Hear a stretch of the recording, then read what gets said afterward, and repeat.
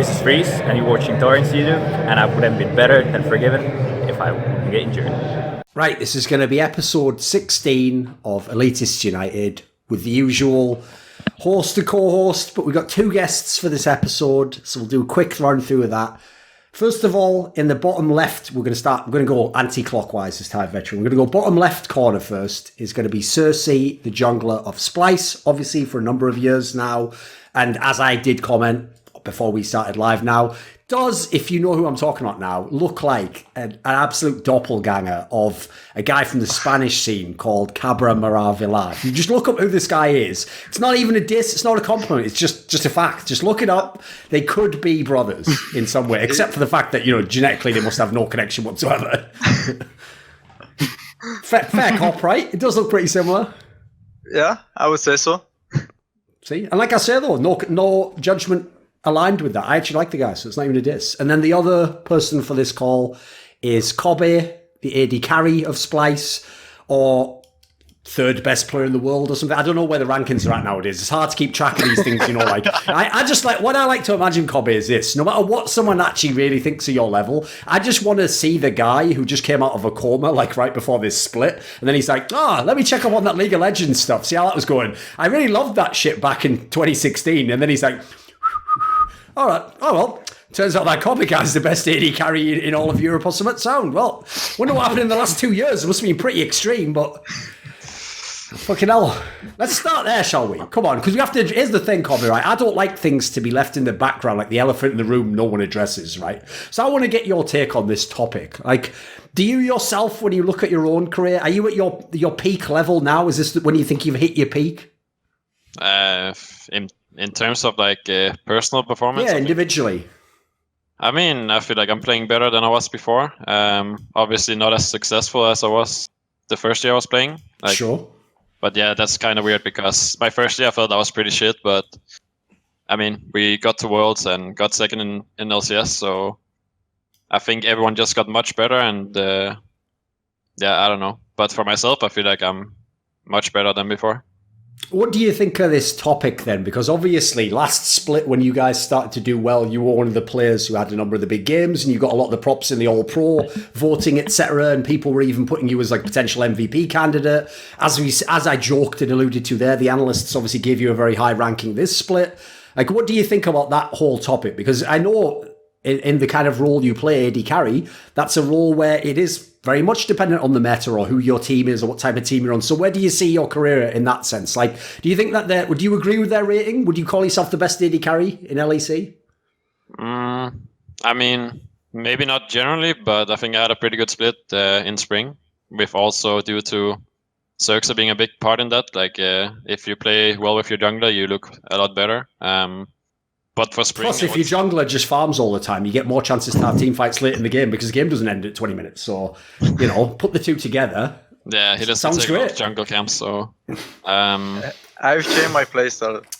I'm not that. Okay. We'll talk about that.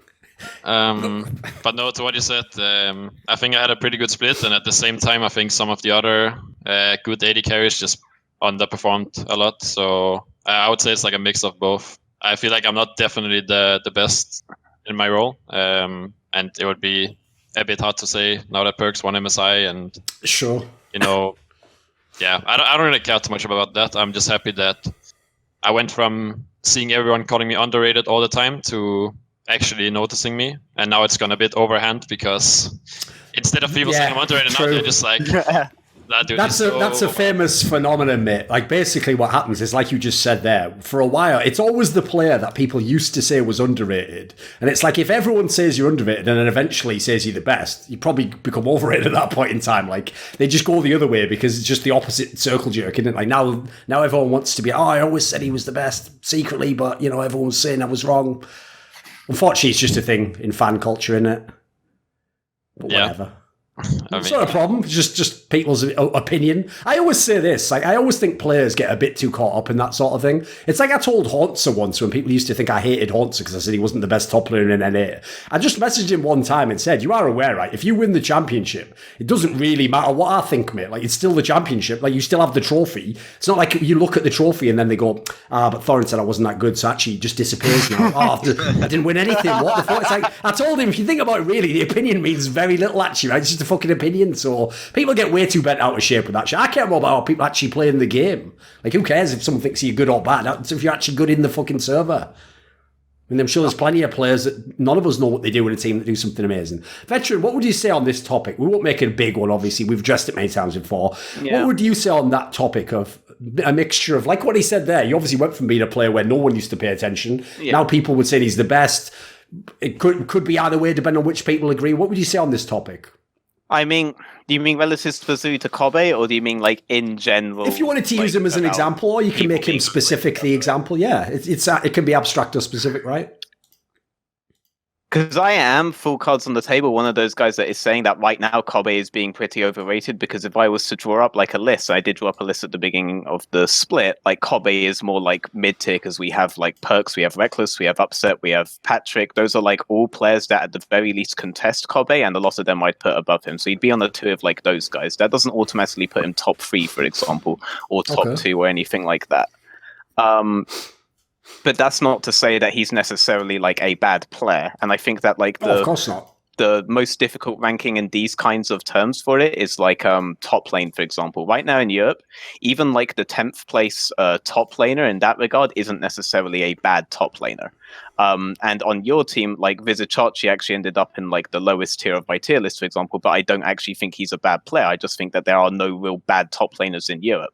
And that would be more to do with like his trading patterns in lane that is kind of holding him back versus like a lot of the other top laners that exist in the region right now. And I think that AD carry as a role in Europe has been like at an incredibly high level for a long time. It was like the only role that was really competing with mid lane in terms of where we kept finding new and new talent. Like we had Hans Sammer come in, we had Upset come in. Patrick's having like a really, really fucking good split now, and I actually think he did really well last year as well, individually. And Perks has now role swapped into it and can suddenly do like everything in that role. And we don't even have Forgiven back in the mix yet. Reckless is still playing at like a really high level, and we have good supports to pair people up with now as well. Like Hillisang has basically like always been good, but now he's being challenged by like Mickey, for example, that Kobbe has also played with, is coming up and just making these bot lanes like look a lot stronger than they otherwise were. So I think at this point, like even being like mid-tier in as good a region as Europe, like it still makes you like a phenomenal AD carry. And it just kind of starts depending on how much you rate certain aspects. Because for me, the only thing that's like holding me back from putting Kobbe like upper tier would be specifically to do the exact same thing that Perks kind of addressed in his recent comments, which is like the laning phase. So I actually kind of wanted to ask you how you thought that you and Norskoen as like a 2v2 lane stacked up against like Upset Ignar, against Patrick Miffy, against obviously Perks Mickey X, like all of these other Reckless Hillisang, etc. Yeah, Reckless Hillisang. I mean, as of right now, or more in Spring Split?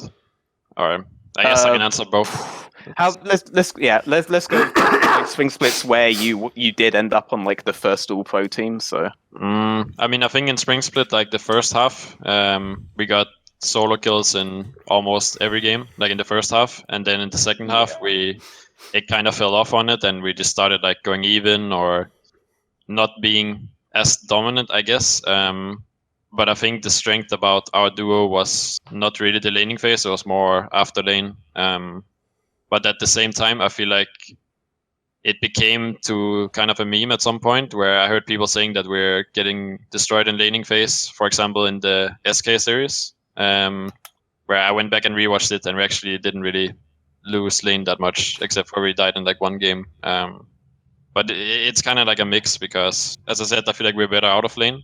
And there are certain bot lanes like Perks and Mickey, for example. I think they're the best if you talk about like laning phase only. And I don't think we're quite there. Mm-hmm.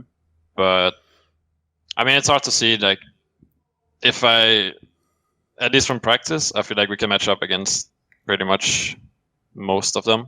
But I don't play too much against the G2 one, so might be a hot one there. What do you actually think? Because So when along it these comes lines, sorry, Veteran, like obviously the lag got us there. And what about this?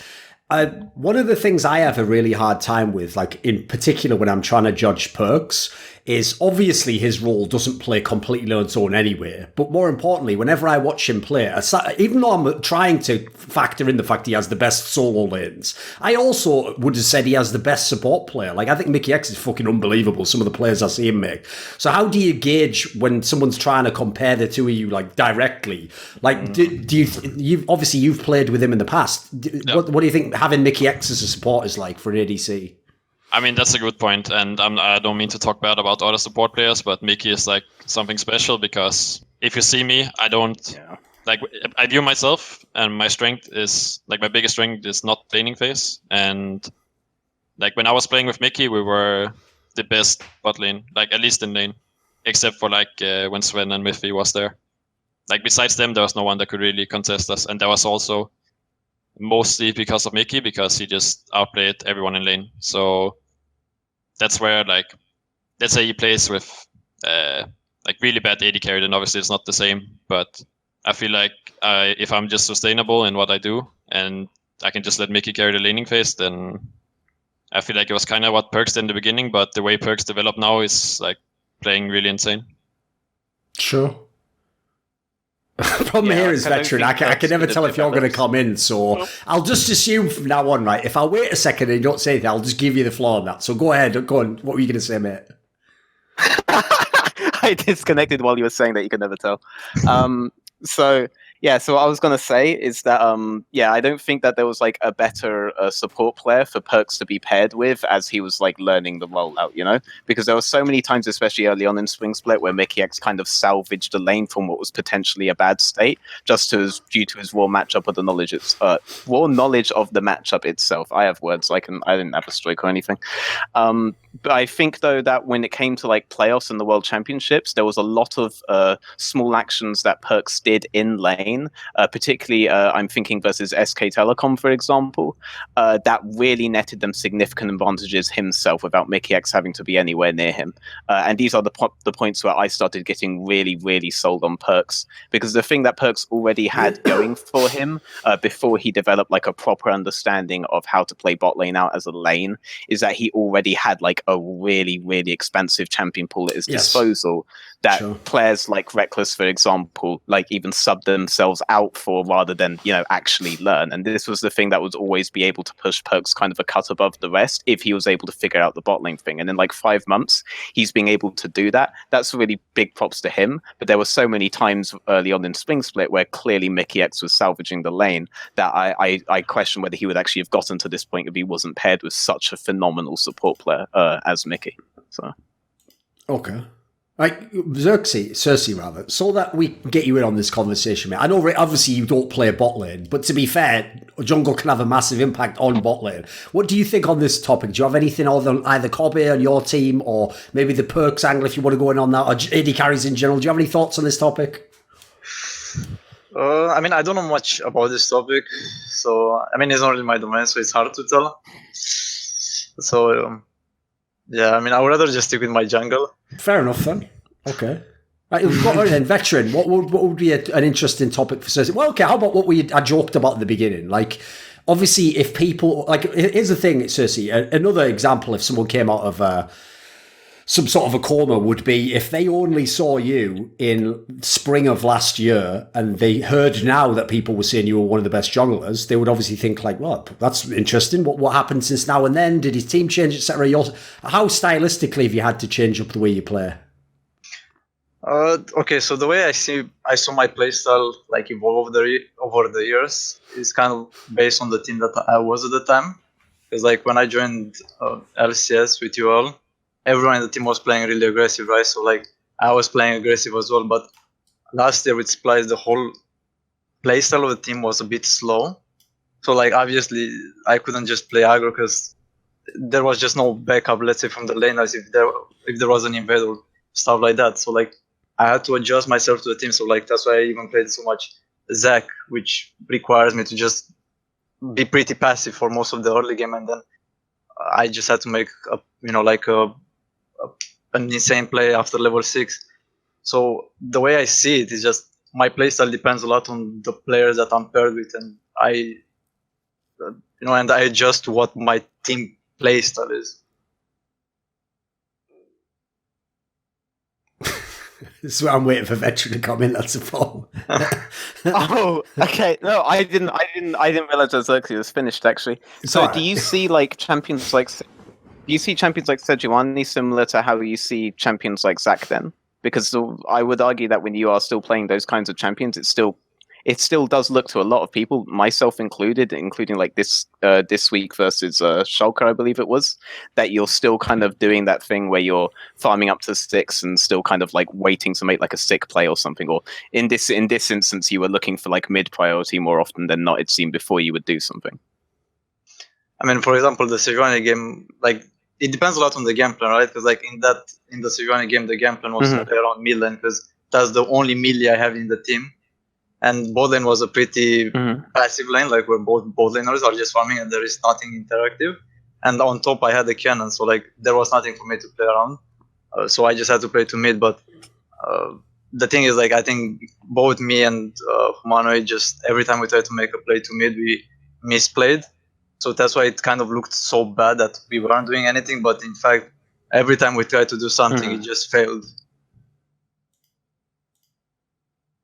So for example, in the first clear that you made on that Sejuani game, you saved Smite instead of using it on Gromp, and then you were on like 200 HP when you moved towards bot side. And obviously you were like avoiding face checking Raptors because of your HP at that point. Was it already like a plan for you? Because you clearly weren't worried about contesting something bot side, that you were just going to like farm up for your first clear before your initial reset and not try to do any sort of like shallow vision towards bot side, or like a more substantive clear you would be able to do towards bot side, like, for example? I mean, the plan was to just kind of full clear everything, get my reset, and then try to be on the map faster than the enemy jungler. And then, because I will have the tempo advantage, because I just full cleared into going straight to mid lane, I have the tempo advantage, so I can make the first play. So that was the plan. Even versus a Skarner that's just going to do like the free clear into Predator reset? I mean, thing is, like, it's Skarner, so like, yeah, he can either 3 camp into reset for boots, or he can full clear as well, because like right now with the shrines, because they are much bigger, and you can do crags as well in your first clear. So you have more pathing options with Skarner right now. So that's why I couldn't gamble on what pathing he's going to do. So I just focus on what I can do. Sure. All right, so you had but you had like the hawk shot towards bot side, so I thought you could maybe assume that. So you were basically assuming that you were matching 2 full clears versus Skarner. Is that kind of like a typical thing that you would do with Sejuani? Then you are literally just looking at it as like full clear into reset into tempo versus almost any jungle matchup, but does it change versus any others? I mean, I think it depends a lot on the melees you have on your team. Because for example, if you have a melee top lane, you can look for a dive or like a freeze or something like that. Okay. So it really depends on the melees, because like I feel like Sejuani works if you have the melees, and obviously we had only one melee, and that was on mid lane. So everyone, like, it's a game plan that then it's really visible, like it's easy to see it. Right, Veteran. I mean, here's what I need. Yep. Here's what I need you to do, okay? So, being as usually when we talk about Splyce, aside from the fact generally we've been pretty complimentary, because obviously they were one of the better teams last split, and obviously we're a playoff team, etc. One of the things that is interesting to me is normally you were critical of the style of play they have as a team, especially the pace that they play at, etc. Well, I would have to go ahead and say, mate, generally, 2 of the players who surely are responsible for some of those styles are 2 of the players we've got here now, right? Those are their strengths, essentially. This is what I'm trying to get. So that's why I want to can kind of characterize that in some way, because I'm sure they have some reason as to why they actually prefer playing like this, right? I mean, so this is what I'm trying to like get towards, because like I was trying to get his reasoning behind why he wouldn't necessarily want to maintain any sort of HP to contest any sort of shallow vision towards bot side in potential defense of an early Skarner play. But if like the entire game plan is based purely around like where you potentially have your melees, and we're kind of ignoring Tom because bot is kind of like a farm lane, and so I actually watched, like, you are actually the first person that I've watched with ProView actually, which turned out to be an insanely smurf tool that I didn't bother to buy because you're not allowed to like restream it for some absurd that's the reason. downside of watching. But I checked it, and it's like the difference between like you and somebody that people would rate higher than you right now, like Cold, like Yankos, like people like this, is that when I'm watching them play Sejuani, they're at the very least checking to see which lanes are potentially going to be looking at a bounce back in the next wave or two before their reset, and they would look to defend those lanes or ensure that those lanes have a strong wave relative to when they're going to go to their rubber banded camp. But when I watch you do the Sejuani game, you are quite clearly locked into a full clear setup, even though you're admittedly versus a jungler that has an option that isn't just a full clear setup, but you're doing it based purely on that assumption and based also on the assumption that your main win condition is around mid lane. And I'm not disagreeing with you that like you want to be playing really hard around mid lane post your first clear, but that doesn't mean that, for example, the state of bot lane's wave doesn't exist anymore. And incidentally, bot lane's wave was in a good place until Noscaran dematted it for, I really have no idea what reason he dematted it for. I think you guys thought you could like really fast reset it, but you know that Skarner is bot side with Predator at the 345 timing at that point, so it seemed quite weird.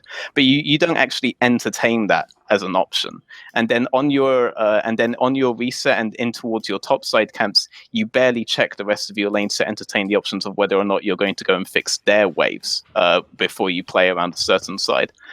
You tunnel vision very specifically on the mid lane, and I'm not saying the mid lane is not what you should be focusing on, but the rest of the map kind of still exists. And if I'm looking at someone like Selfmade, like Yankos, like Cold, these guys are always trying to set up the map for 5.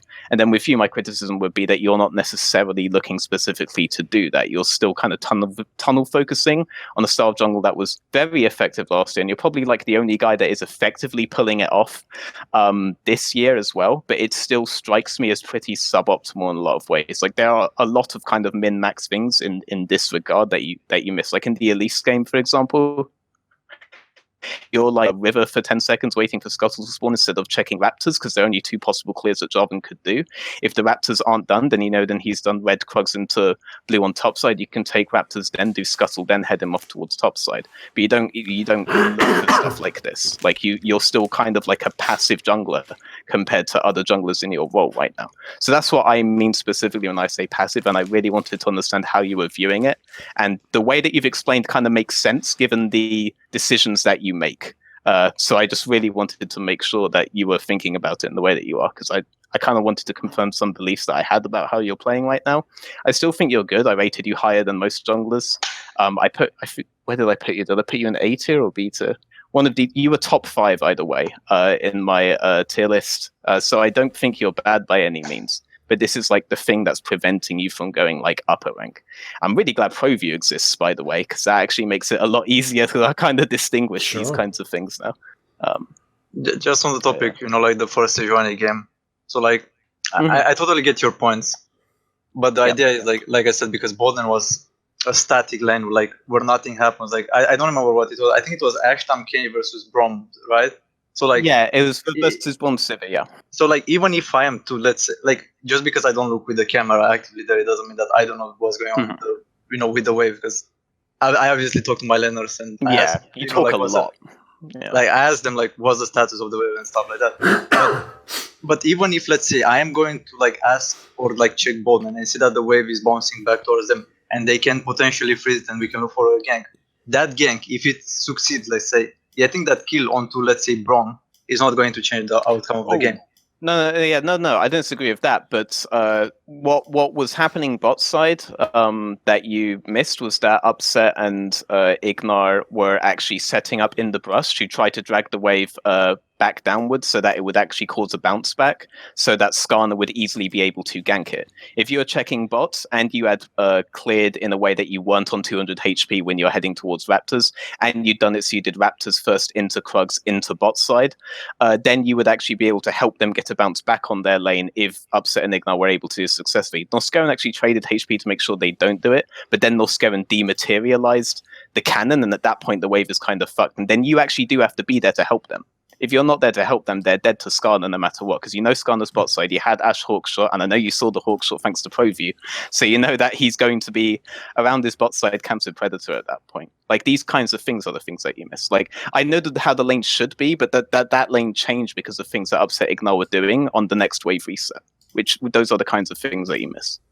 Mm-hmm. Yeah, I understand.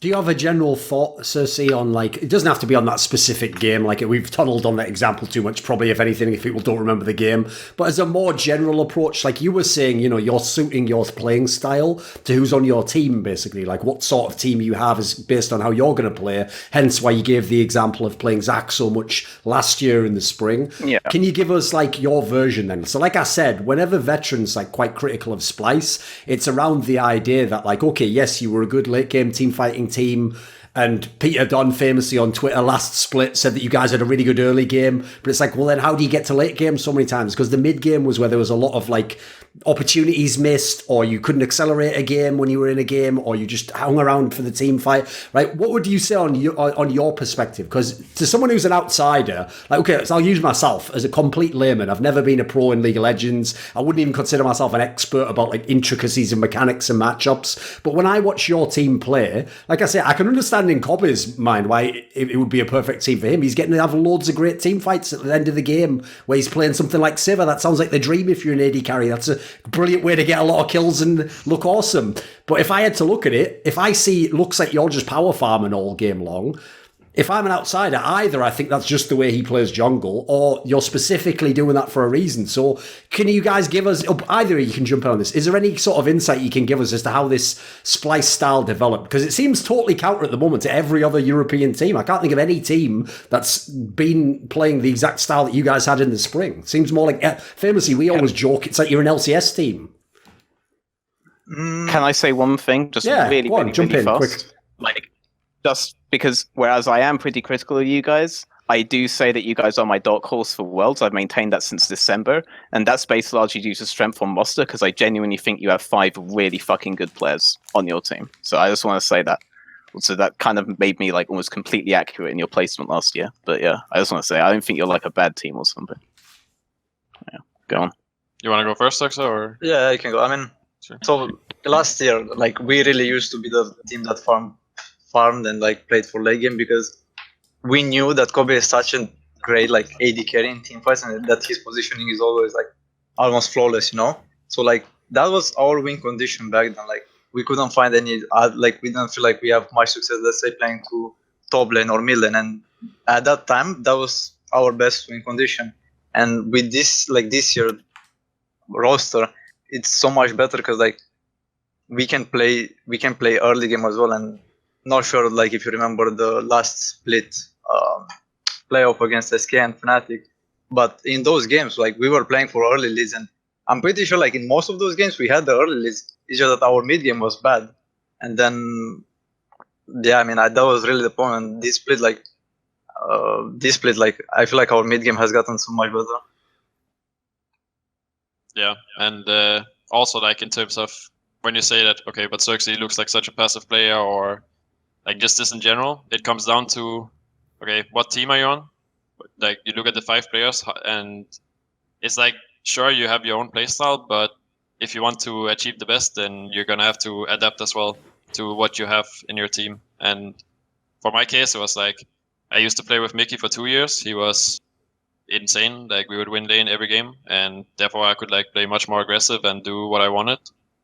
And then it changed to, like, I started playing with Xing in 2018, and we were not good in lane at all.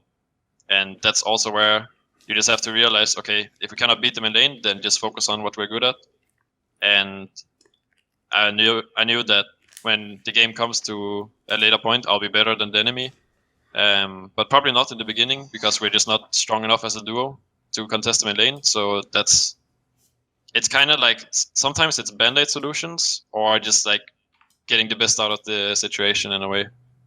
But yeah, I agree with Xerxe. I think it was mostly last year where we really sucked as a team in the beginning, and we we couldn't play through any lane and we sucked early games, so we just defaulted to scaling and trying to win that way. But I think we have been slowly getting rid of it.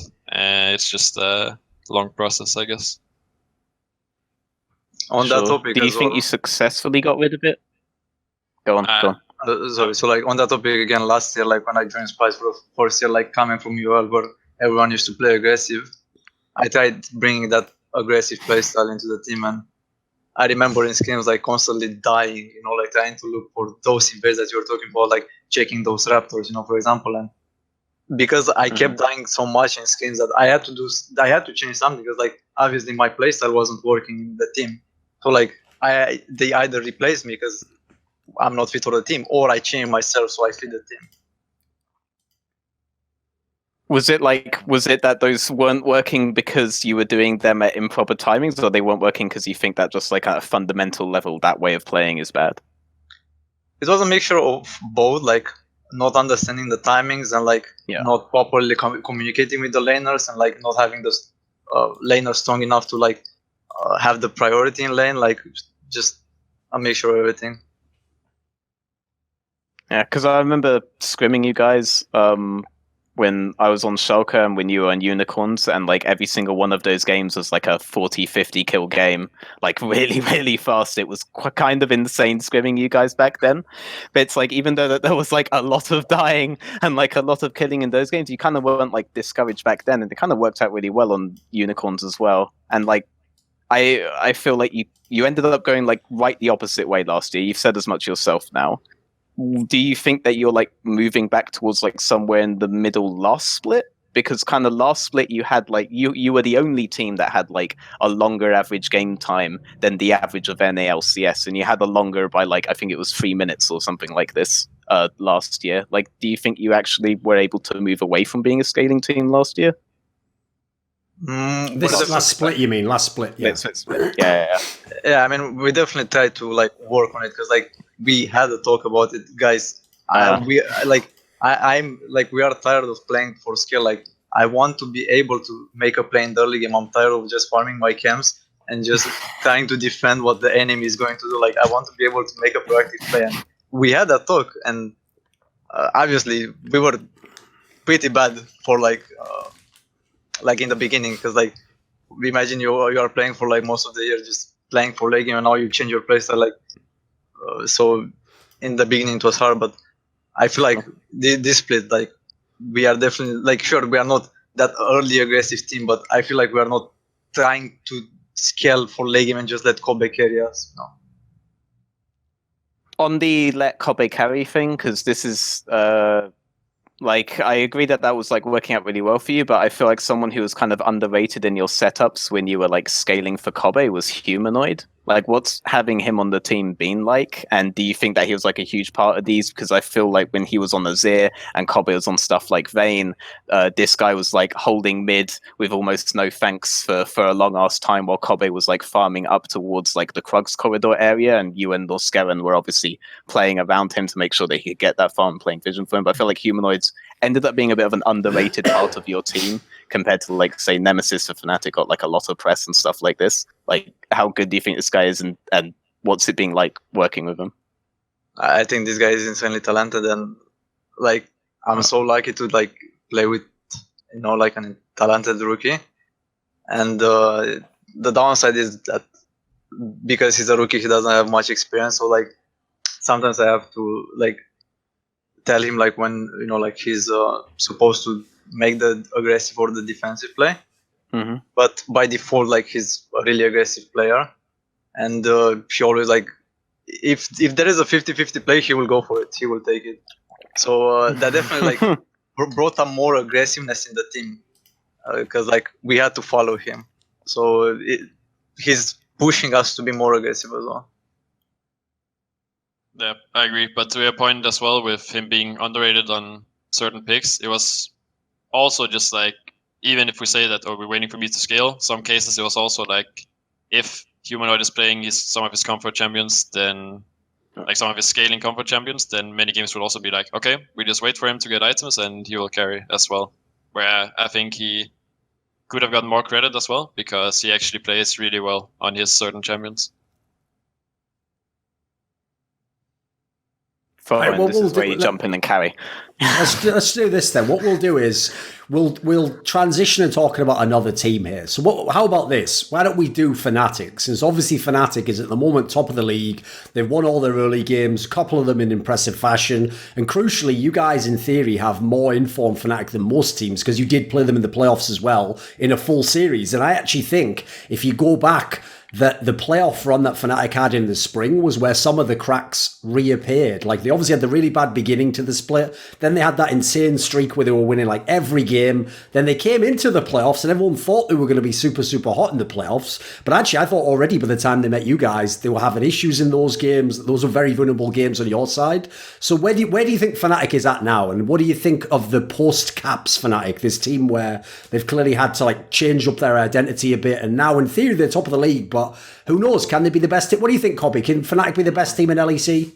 I mean, I think if they can like successfully play with their mid and jungle, they can be really good. Like, not better than G2, but they can be like top 2, top 3. And the thing is, like, for Spring Split, I think Fnatic, they have a very linear playstyle also when we faced them. And in that series, you could say it was a mix of like Fnatic, they thought they played bad, and they kind of did, but they still won because we played worse, I guess, and had some wrong ideas. But I think now that they involve their mid laner Nemesis a lot more in the games and try not to just play around the bot lane and put 2 TPs every time they're in the smallest danger, then if they can kind of move a bit away from that playstyle, because it works against many teams, but it's not gonna work like in every game if you only have one playstyle. What do you think, Xerxe? Man, I kind of agree with Kobbe here, because like when we played them, like in that series, we had an early lead every single early game. But I just feel like our lack of experience as a team really showed during the mid game, because I feel like we had the early lead, but we don't know how to convert, like how to win the game from there. So like our mid game was really bad, and they just had more experience than us. So that's why I feel like we lost that series. And this split, I feel like Kobbe said, because they're using their mid laner Nemesis much more, they are just playing much better as a team. And they were really one-dimensional last split, where like they just, if their bot lane is in danger, like double TP from top and mid, and like everyone has to come bot. Yeah, like everyone just has to come bot and defend. And right now, I feel like they are moving away from that playstyle, and it looks much better from them. I mean, the funny thing is, it works like sometimes, or like it worked a lot of times. Even if we play against them, we're like, okay, guys, you know they're gonna TP, you know they're gonna gank you over and over, and somehow you still manage to screw up here and there, and surprised then they're just better still. And yeah, that's also when Xerxe said like we lack experience, because I think if you're aware of what the enemy team is gonna do in a best of 5 series for every single game, then you shouldn't be able to lose. So yeah. For me, Fnatic last year was like, last split, I mean, was always going to come down to like that TP play that Bwipo made with like the worst wave on the planet in his lane. On Sion, he TP'd like bot lane for this Drake fight, ulted, hit absolutely nobody. Reckless got a double kill, and then he stayed mid to like take the tower with them and lost like 5 waves top, and they like hard stomped that game in like 20 minutes. Like that was like the definition of what Fnatic became last year. And I think Kobbe's point on like Splice doing like a lot of band-aid solutions last year, Fnatic were nothing but band-aid solutions last year for their initial problem, because their big problem was that they had no one mid-jungle who was like really talking. They didn't really know what they were doing with their mid-jungle, so they put Nemesis on like auto wave clear champs. They realized that they kind of need Reckless to carry, because it's not a carry top meta anymore. They can't just camp Whippo and expect bot lane to like be fine no matter what. So they just put him on like, they either put him on like Yorick, which will be invincible after Trinity Force anyway, they put him on like Sion or some shit, and then we don't give a fuck about Bwipo anymore. Like you come down whenever we want, and everything is on Reckless, and Reckless side on Kai'Sa, he has TP on Lucian or whatever, and he's going to be everywhere carrying everything. And this was like all Fnatic was at that point, like a wave clear mid, and top lane was just, we don't give a fuck about him whatsoever. He's just a tool for Reckless to use, and everything is just about spam ganking Reckless from like level 2 and onwards and onwards and onwards. Like, and that was all Fnatic was last year. And Fnatic this year is kind of like that, but they aren't just putting Nemesis on wave clear champs anymore. And now they are spam ganking top instead of bot because it's viable. And it seems to me that if you ignore bot, it never ends up in that kind of situation like it did when you ignore top, where they just have bad waves that you're never fixing because Boxer doesn't do anything about that around the map either. But bot lane seems to be able to fix it himself because they have it's a duo lane. The support can trade HP to get the wave in a good spot before he goes mid, because Hylissang really loves to just go mid and then they all lean towards top. And then Reckless somehow has a gold lead even though he's had zero jungle attention the whole fucking game. Like they're doing kind of what they did last year, but they're doing it towards top lane. That just seems to be a much better way to do this because you don't end up destroying the map to get one side snowballing. So I think carry tops being a thing again is probably the best thing that could have happened to Fnatic. I wonder what will happen if carry tops are out the meta again, like they were last split, I mean, because that seemed like really doomed for them. But right now, I think they're in a really comfortable spot. I don't see them as having fixed their issues from last split, except for the fact that Nemesis is able to be something here outside of champions like Lissandra, Zoe, Silas. And the reason I think he's able to be something here is because they're playing hard to top, so Hylissang just fixes bot wave and then moves mid and then unlocks Nemesis. So I don't see any sort of solution there that's going to be applicable if top lane carries aren't there again. That's going to be my problem with Fnatic. That's what I need to see before I say, yes, they're back. Yes, they can potentially take on G2. They can take over Origen in the playoffs. Obviously, they did it in like one game here, but I haven't seen those issues fixed yet. And I can kind of see why it's working the way it is. Yeah. Okay. What about this? I realise this is a question that coaches aren't a fan of, but it is a different split. It's a totally different meta. Maybe you can give us some insight here. Can either of you give us any sort of insight into, like, what was the game plan when you play against Fnatic in the playoffs? Like, what was the concept of how you're going to shut them down or where you're going to get your edges? Can you give us any insight into that? Yeah. So, like, the main idea is that if you in that series, if like my coach used to tell me that if I am to gank bot, like, or if we are to make a 4-man dive bot, be ready. They are going to double TP. Like, they do not care about their waves. They are going to TP at any given point. So, like, watch out for that. And yeah, that's exactly what happened. Easier said than done, though, right? Yeah. Exactly. Yeah. Indeed. I mean, I think as well in that series we felt like because of how they played that if we include our mid laner in a lot more plays and play around mid jungle a lot more and move to sides, we should be able to win that way. And that was kind of how game 3 I think was, where we had a positive bot matchup and we were playing around mid jungle, move into bot and just slowly play for bot lane, and we were actually getting leads in that game. But at some point we went a bit too far. The double TP happened and we died like 4 people or something, and then the game was pretty hard from there.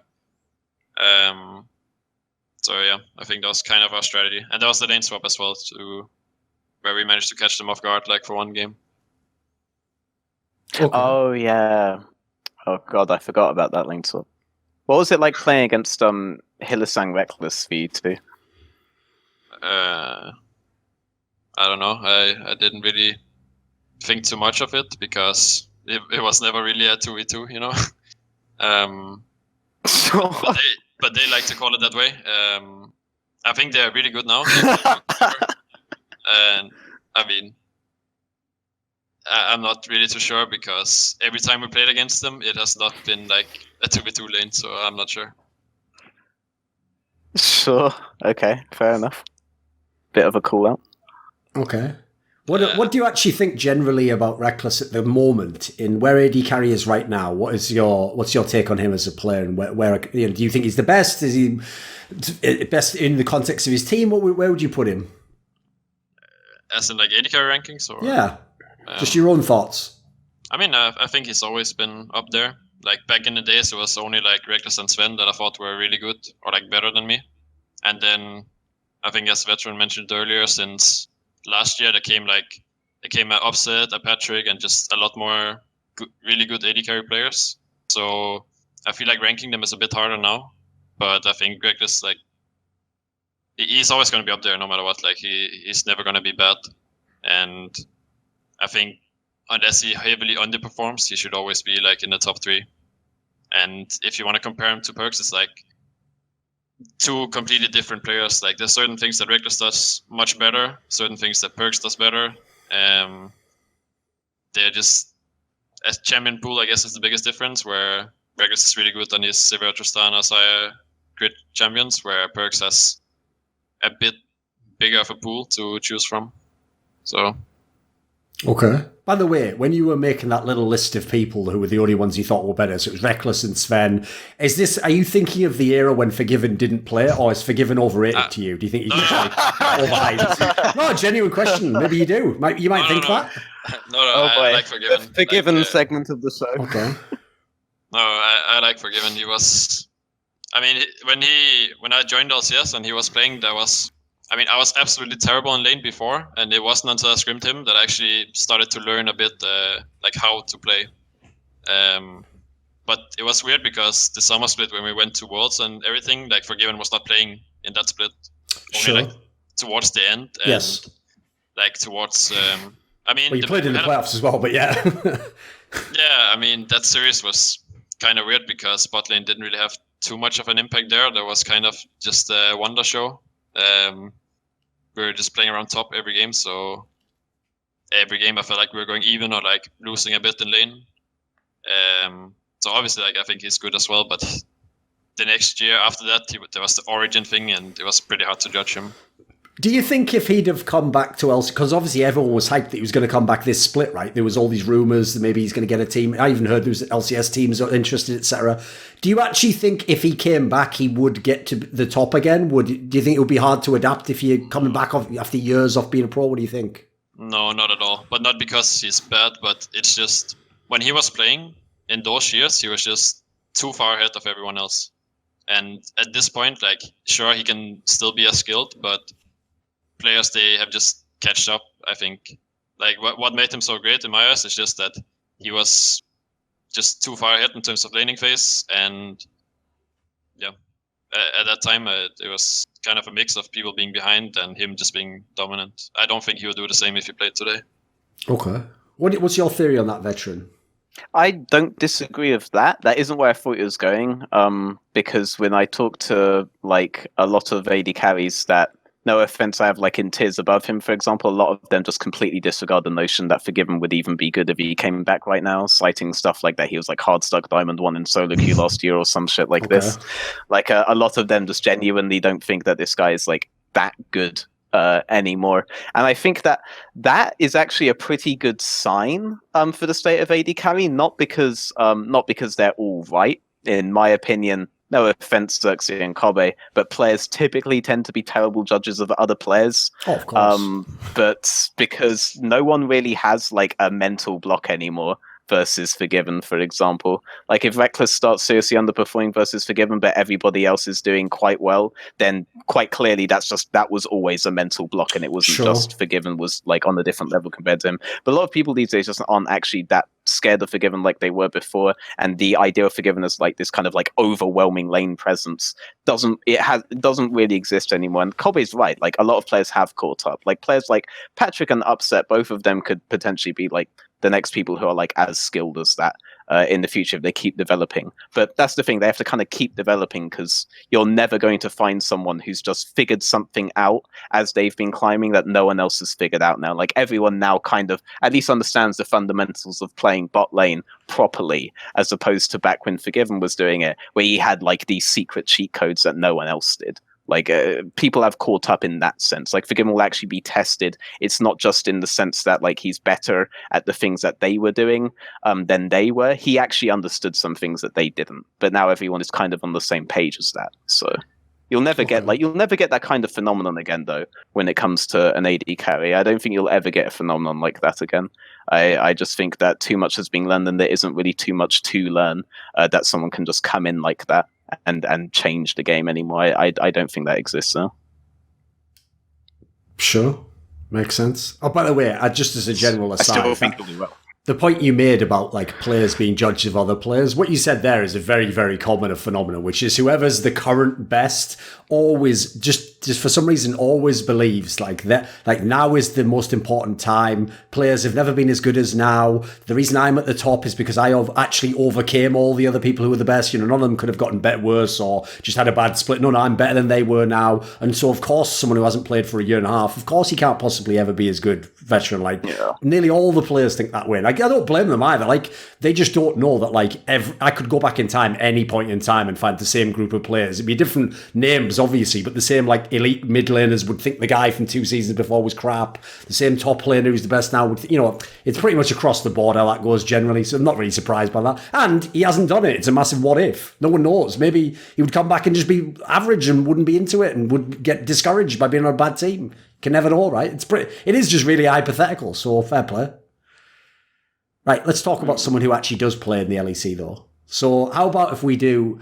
You guys have already played G2 this split. So you've seen G2 last split, you've seen them at MSI, and now you actually got to play the summer G2. Now, obviously, people tried to push that narrative of like, maybe they'll come back from MSI and they'll be really rusty and it'll be all hard, but apparently that hasn't happened at all, as far as I can tell. There's been like maybe one game that was questionable. So you guys actually played them. What do you think of G2 right now, the current G2? I think they're just insanely... They are just insane at the game. Like, the thing is, like, it's not only one good player or like one insane player or like let's say 2 good players. Everyone in their team feels like they're insanely good at their role. And in that series against us, like it was just so hard for me.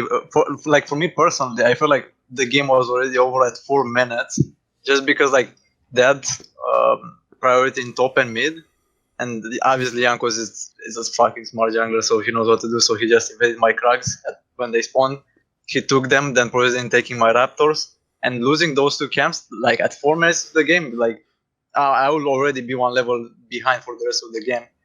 So for me, like I was kind of just praying that they are going to make a mistake, because like my options are just limited.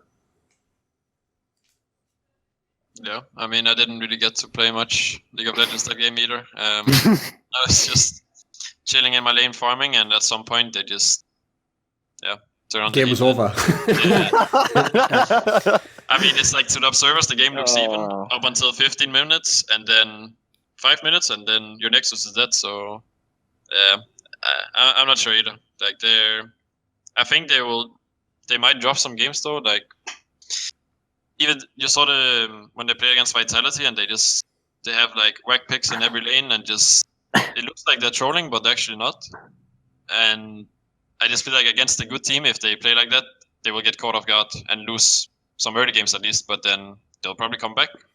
I don't know what there is to say about them. By the way, along those lines though, obviously one of the most famous things about G2 is how crazy their drafts can be from time to time. Like, as you say, sometimes it looks like they purposely pick like a bad lane. Other times they're just picking something that no one knows what they're going to do with this comp. Do they actually do that sort of thing in scrims, etc.? Like in scrims, is it just a free-for-all? You never know what you're going to get? Do they practice like a specific few things and then that's what they do in LEC? What would your sense be in that regard? I assume at some points you scrim them, right? Yeah, but not too much. Like, at least now it's been a while since we played them.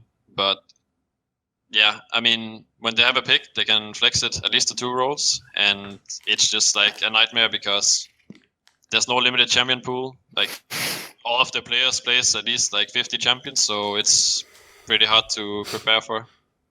Wait a minute, why aren't you guys scrimming them? You were like the fucking 4th best team or something. Who were they scrimming? Just Fnatic every day, locked in a cellar. So who did they scrim? Surely you're on that level. Come on. I mean, I don't know. We do. I just don't remember the last time. But fair enough. Okay. We're going to scrim them soon, I think. Fair enough. I do have to say though, Thorin, like when you say that, like there have definitely been points in like ELCS history where like the top 3 will basically only scrim each other for a week and shit like this. Like that has been known to happen, and there's been like a lot of steps taken to try to reduce that. Like you have to like you can't plan out scrims for like the entire split or anything anymore. Sure. It has to be. I think it's like 2 weeks now, but it may have changed like since I was last there. Like you can only scrim, like you can only plan like the next 2 weeks of scrims in advance, like that kind of thing, to try to reduce certain teams just getting like shut out, or certain other teams are like given priority. I could imagine, given that it's perks, for example, that Schalke may somehow get priority even if they are like a lower placed team over Splice. because of like the relationships between some of the players on Schalke and some of the players on G2. Like stuff like this might end up influencing it. So it wouldn't be such a crazy thing if like certain teams were to get locked out of like the kind of like elite scrim set or something. But no, but the thing is, Veteran, like I get it, right? If you're saying I don't want to practice against Xerxe in the spring, right? Okay, you might actually think this is a waste of time. They're not a very good team. Yeah, I can get the logic there. But like I say, Splyce is like the 4th best team, dude. Like that doesn't even make sense. Like even if you're G2, like I've never bought into that angle that people have of like, but if you scrim someone, they're going to know how you play. It's like, yeah, and you're going to know how they play. Like you're going to get even better if you're the best team. You know, I've never thought that angle ever made sense. So like, even though in this particular case he just says he didn't remember doing it, like why would teams limit themselves that much to just like 3 teams to play against? Better quality of scrims by their eyes. Yeah, but you want more variety as well, surely, as well as good quality scrims, right? I mean, that depends on what you mean by variety, because in their eyes, what you're talking about with variety now, Thorin, is like scrimming bad teams. Like, Splyce want variety. I'm sure they don't want to spend 4 days scrimming like a team from a different ERL region every week just for the sake of variety, you know? Like, they want good teams to play, you know? You can have variety. You can scrim either OG, Fnatic, maybe Schalke, maybe Misfits, now that Misfits are looking a bit better and are trying, like, I'm hearing they're trying more players than just Xerxe and scrims, for example. Like, you have variety without having to go to, like, the depths, so to speak. Not saying you guys are at the depths, but where G2 is, like, everyone exists in the depths no matter what. Like, you get my point there. Yeah. I don't think XL are getting a single scrim from, like, anybody ever at this point. Like we stopped getting scrims in the second half of that god awful split. Like it got really, like, we ended up being like, so like Fnatic, for example, became one of our more common scrim partners because they like rotated teams out so that they played everybody in the league at least once, you know? So we ended up getting them as like a guarantee on certain weeks, for example, and sometimes that was like the only top tier scrim we were having during that whole period where like people were sick, people's backs were breaking, Sheriff had to go like back home for a weekend, like all this stuff. Like Fnatic ended up being one of our more common ones because of that. So I could absolutely see it being the case that G2 have like limited themselves to like the elites. We were on G2's like roster when like we scrimmed them a lot when we were Shalke and Challenger series. So like the relationship between Upset and Perks seems to like be pretty strong because I'm pretty sure Perks was the one giving the okay for that. To be so common, even though I was the one booking the scrims. I don't think if we didn't have Upset that we wouldn't have gotten them as much as we did. I like the way this fucking meme of Perks being just like the God Emperor of European League of Legends just gets more and more ridiculous. Like, it was just a meme before. It's become beyond reality now. Now he literally like decide, like now it sounds like if you want to scrim against some team, you have to, even if it's not G2, you have to like send a formal request to Perks. Like, can I please scrim against Fnatic? And he's like, I don't have any friends on your team, so I'm going to say no right now, actually. I'm not going to give you a pass to film. But you know what? I like your attitude. Keep practicing. One day, maybe I say yes next split. You know, I'm a generous man. Listen, it's ridiculous. Like, he's Ocelot's baby, and Ocelot was a mid laner, and Ocelot always had this fantasy of being in control of everything on his and SK, and he projects that onto Perks. So Perks is basically this kind of what he's basically Ocelot has successfully managed what Reginald tried to do with Bjergsen, where you just create like a version of yourself basically and pilot like some fucked up dad living vicariously through his son. Obviously, this is Father's Day, so appropriate theme there, right? The difference is Ocelot is the good father. He successfully did it. You know, Bjergsen like resents that. He's like battling against him, like, I'm not you, Dad. You can't make me live your life. Perks is like, no, brilliant, yeah. Okay. Let's just do everything you wanted to. Before we started assuming things we have no clue if they're true or not, whether Ocelot lives vicariously through Perks, which he probably does. What I was going to say about G2, we were talking about like how good G2 were. So I had this whole thing, I don't know if you guys know, but I've always like called Splice and Vitality like the two gatekeepers of Europe for last split. Like, if you didn't understand early game, you couldn't beat Vitality. They would like abuse that and burrow through you and get to your nexus. If you didn't understand early game, you could easily beat them. If you didn't understand late game properly, the way that you guys did your 0-2-3 setups like made you guys uniquely placed to capitalize on that. If people weren't setting up the map properly mid to late game, and then you guys would beat them if they didn't know how to set up the map mid to late game. So you guys were the two gatekeepers in that regard. If people beat you two, then they were by default a good team. They had to be a good team to beat both Vitality and Splyce. You guys were the gatekeepers in that regard. Now it seems like everyone understands early game at least a fundamental level, so Vitality aren't really required anymore. G2 seem to be like the ultimate gatekeepers in the sense that if you do any misstep against them, as Kobbe says, like Kobbe's like just farming all la-di-da, and then I don't know, like Xerxe and like Vizzy Chachi have like misstepped slightly on the top side of the map, the game is just over in the next like 5 minutes.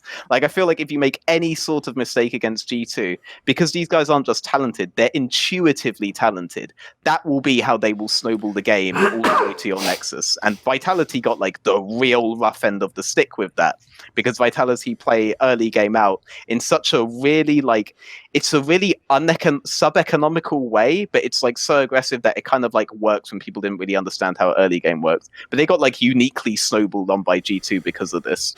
And Origen, who have like, I think Origen have like the best early game setup in the LEC.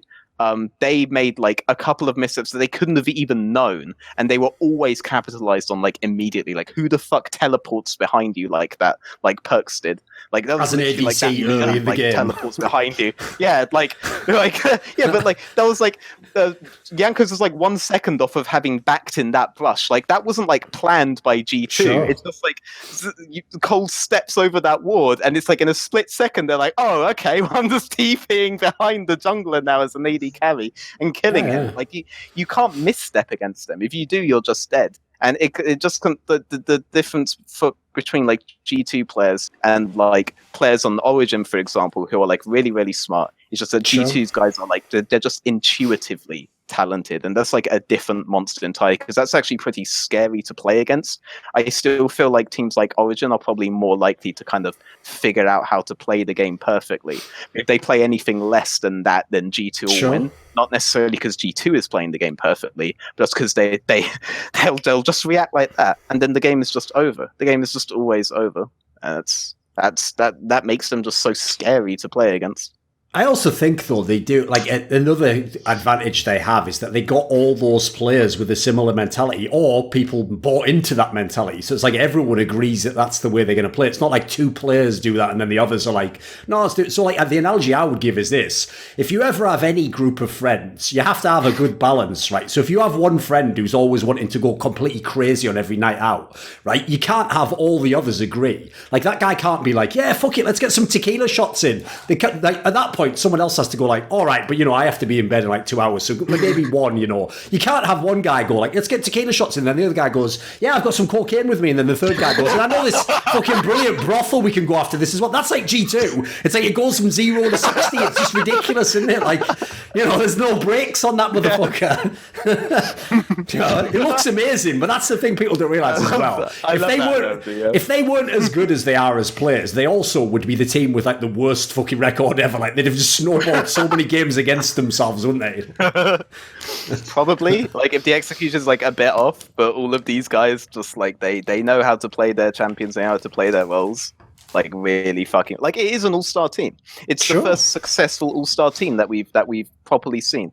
It was the first like all-star lineup that was clearly playing the game properly from like the get-go, that was clearly at least trying to play the game properly from the get-go. Like, they distanced themselves away from all these other all-star lineups where it's just like a bunch of people who were used to being on bad teams that could only play around these specific guys, all trying to get everyone to play around them. This wasn't like that. Like, they actually, the atmosphere in that team must actually be like insane for them to work as well as a unit, despite all having been superstar players as like they are, you know? And it's probably is a testament to how good their previous teams were as well. Because, like, even though Wanda was like the kind of superstar player, no offense, Kobbe, like on Kobbe's version of Splyce, like, I actually think Kobbe is pretty underrated on that roster. Funny how that kind of changes. But like, despite that, like, he hasn't come into G2 with like such an ego that they had no choice but to play around him, you know? Like, even in the game versus RNG at Worlds, like, they opted to play around Hyun and Wadded pretty fucking strongly. Perks has been on like multiple rosters that have won, and they don't like hardcore play around him. Caps, when he was on Fnatic, the whole meme was that like he was the team, and like he doesn't have the ego from that. So clearly all of these guys' teams are probably better. And this is kind of like the eventuality of good teams. We had some really strong players, having those really strong players go up and create like this super team, rather than really strong players on garbage teams banding up together and everyone wonders why it didn't fucking work. And everyone's like, why do all these guys have egos? Well, that's because everyone they're playing with was shit. It wasn't like that for Wonder. It wasn't like that for Perks. It wasn't like that for Cats. It wasn't like that for Yankos even. It wasn't like that for Mickey. I don't really think Mickey has like a bad bone in his body anyway. He's just a bit of a troll. All right. Right, if we want to move and talk about another team then, how about we talk about Misfits then? Because they're another... Yeah, sorry, you got your back, mate. We caught most of that. What about Misfits then? Because this is a team where, I mean, on paper, some people were saying they were going to be a super team. If you look at some of the players they have, obviously they've spent a lot of money on this lineup, right? This split so far, clearly it's not going as bad as it was at the end of the last split. What's your take on Misfits as a team? Anyone, just jump in. I will start. So, like, since last year, I don't remember losing a game to Misfits, to be fair. And I feel like the problem with the team was that they could always manage to get the early leads, but they are absolutely clueless, even more clueless than us. Like in mid game, like when they could have like 10k lead at 15 minutes, and they still wouldn't know how to close the game. So like that's what I feel like. That was their problem last year, and last split it kind of felt the same. But now with Kirei, I mean I don't know who, like, which jungler, like, if it's either Max or Kirei, who they're gonna stick with. But I feel like with Kirei, they are playing a bit better, like the mid game was as well. So maybe he's like doing much more short call than Max was doing. Yeah, I'm not sure. I think they, like what they said, they both do a lot of short calling, just in different ways. But yeah, with Misfits, it's like they should be good, right? You look at the team and you feel like they can't be that bad. Come on, like not even making playoffs. But it just, I don't know where it comes from, but from ever since Misfits joined LCS, it's been like the same identity kind of. Whereas, I mean, you could say Splyce the same, but still not, because like from 2016 to now, there has been big changes. But with Misfits, it has always been like the same. I feel like it's just get Hunt Summer ahead, or they can't really win. And also, what I usually, when someone asks me about Misfits, I always say that, well, you can try to scale for late because you know that they're going to throw at least once per game. And that's like for certain. Like they always have one throw, no matter what. And it's usually like even in the latest UA, like I think it was against Excel, it was like a 3-win game. And there was like a beginning of a throw where he gets caught and they die like 2 people. But there was, I mean, maybe they're getting rid of it, I don't know. But I just feel like it has been the same for so long.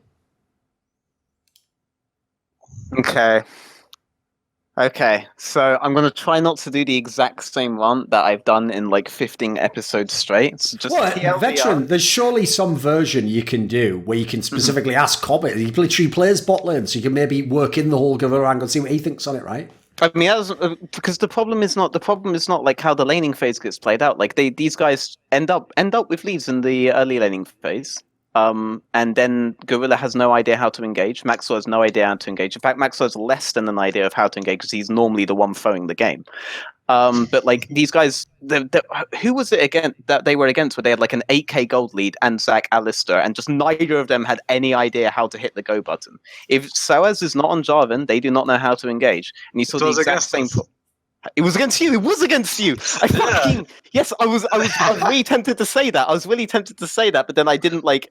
I don't remember. Yes, it's just it was so. I mean, you say it was probably you, but these guys like also don't know how to engage versus like any other team on the planet, unless it's SOAS. Because SOAS as being on the team, Fnatic back in 2017, they had the exact same problem. No one actually had any idea of how to engage, or at least the confidence on engaging in specific windows, except for him. So they had to throw him on like Nar Jarvan. And now they have to throw him on Jarvan or it's a loss. And some teams have already just banned it. But like Kirei is an upgrade, but Kirei is just a soft upgrade because Kirei now means that they're going to win their early games harder. But they ran into the exact same problem again versus Fnatic. No one was like really, not versus Fnatic. They didn't play him versus Fnatic, but they did have a lead versus Fnatic somehow, and they threw that again. But I can't. Who the fuck did they lose against this weekend? Fuck. Misfits, you mean? Yeah, Misfits. Fnatic, right? Was that this weekend? Oh wait, that was last week. That was Oh, last let me weekend. think. Yeah. I I was see in that. Belfast. I don't remember. Yeah, who did they play this week? Origin. It was Origen. Yeah. They had the exact same problem again, where just nobody knew how to like hit the fucking go button again, because Kire doesn't bring that kind of shot calling to them. Kobbe just saw something that like really disturbs him when he looks at the results.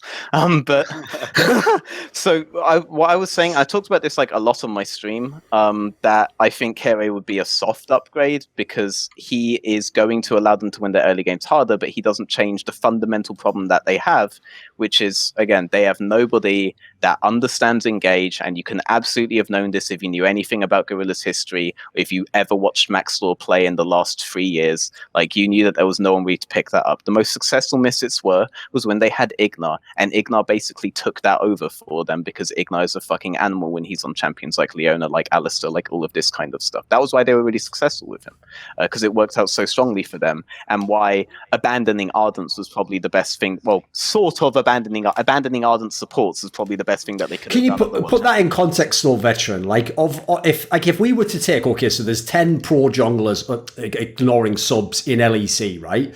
By default, how many of them are people who would be the Engage or should know how to do that, or that would be something that would fall on their shoulders? How common should it be, do you think, at the pro level?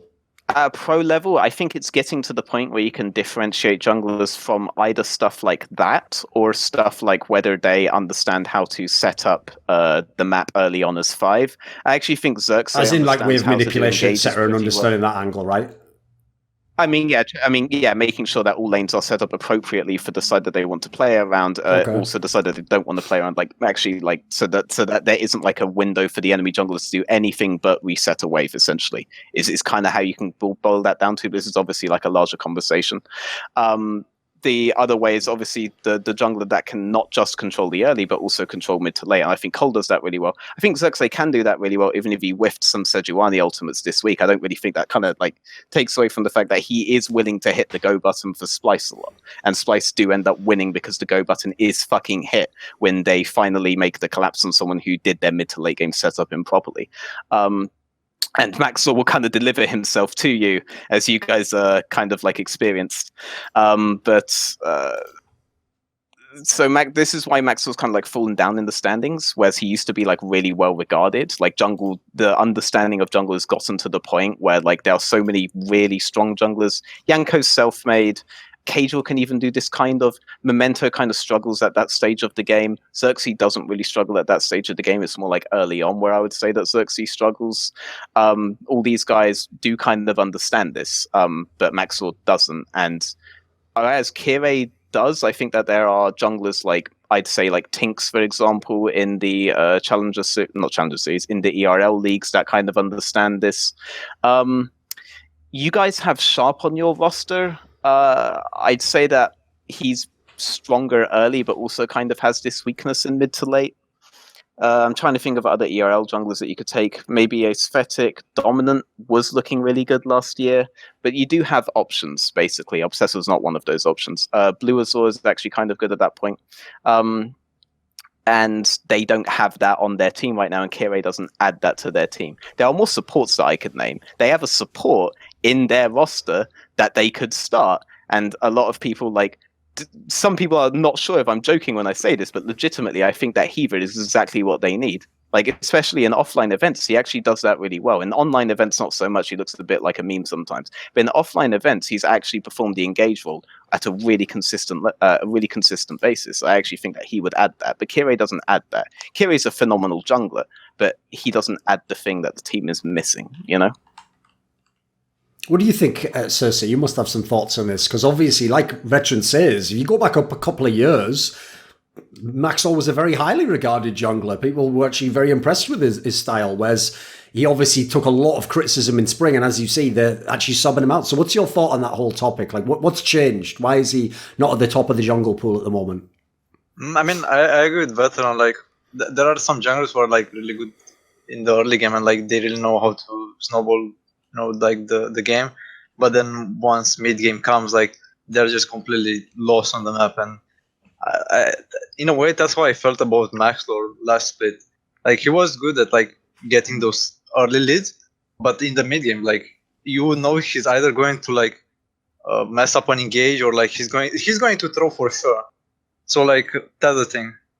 That's the way I feel about him. Okay. Thing is, actually, Veteran, to tie into what you were saying there, that obviously in some teams it is the support player who has that role. That's actually an angle for people who don't watch Korean League of Legends that was mega underplayed about why Griffin actually fell off in the last split, was their main engage most of the time is the support player Lehens, basically. And if he couldn't get the champions that allowed him to do the engages, they were just like half as good a team. It was ridiculous. So it's one of those ones where it's a little bit more subtle because you still, obviously, you see the people get the kills and you see who had the lane stats and stuff. It doesn't show up on any box score anywhere, but like that stuff is relevant obviously because it empowers the whole team. Lehens is actually one of my favorite I'd say is my favorite support outside of Europe, is probably Lehens, and the large amount of that is because I used to be a Singe main, and he basically only played Singe when he wasn't playing support, so I watched a lot of him. But the problem with Misfits when it comes to supports, and the reason why the options are so limited and why I really think they should use the Heave angle while they have it, is because you have the issue of Hans Sammer doesn't really talk, like at all. Like they can't really goad him into doing that. And when they had Mickey X on the roster, when you could just end the game in 20 minutes, this wasn't so much of an issue. But in any other meta, which is going to be basically any meta from now on, because I don't think Riot ever wants to go back to that kind of game state, you can't just pair him up with someone like, say, Lavrov would be the first person that I would talk about. If we're talking about like supports that aren't in the LEC right now that they could pick up, but he doesn't really talk either, so you can't really pair him with Hans Sammer. And I don't think you should remove Hans Sammer. I think Hans Sammer is pretty underrated right now, and a lot of people try to signal him out as the issue of Misfits, and I don't really think so at all. But Heave, on the other hand, complements him almost perfectly in both of these regards, and complements the team perfectly in what they are missing. But I'm pretty sure, I mean, I would assume Sowers is kind of more expensive, but they would have to give up one of their more expensive pickups to do this. But I honestly think that it would be the right decision for them. I'm really glad they tried out Kire. That's just a soft upgrade. If they try out Leader as well, that will also just be a soft upgrade. If it is an upgrade at all, because I'd kind of argue, even though Featherman hasn't had the best games recently, that it's not his fault. And I still think he is a really good mid laner. So. Okay. Right, what about, let's move on then. Let's talk about Origen. So this is a team where obviously very, very highly rated, but they've already had a couple of losses this split. Like the G2 one, understandable, it was a great game. The Fnatic one, I'm more interested to see what people think about that. So, Kobbe, what do you think of Origen at the moment? Like, where are they as a squad? How do you think they're going to do this split? I think they're going to do pretty well again. Definitely like top 3, 4. But like if I was sitting and thinking when you compare, because if you compare Origen to G2, I would never say Origen is going to win against G2 just because like they try to play a good macro game, they play kind of slow and just play the game correctly, right? Which maybe is a bit slower than other teams, and I think it's going to get you far. Like they play really well as a team, but they're not going to overtake G2 that way, I think.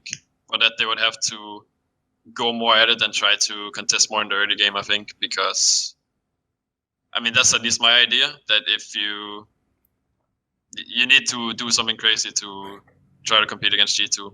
Like you can get really good as a team and you can play near to you have to play perfectly every game for half an hour to beat them, kind of. So I mean, Sure, it feels like that. Yeah. But no, I think Origen are going to be good again. They're a good team. I don't have much bad to say about them. Okay. What do you think of them, Xerxe?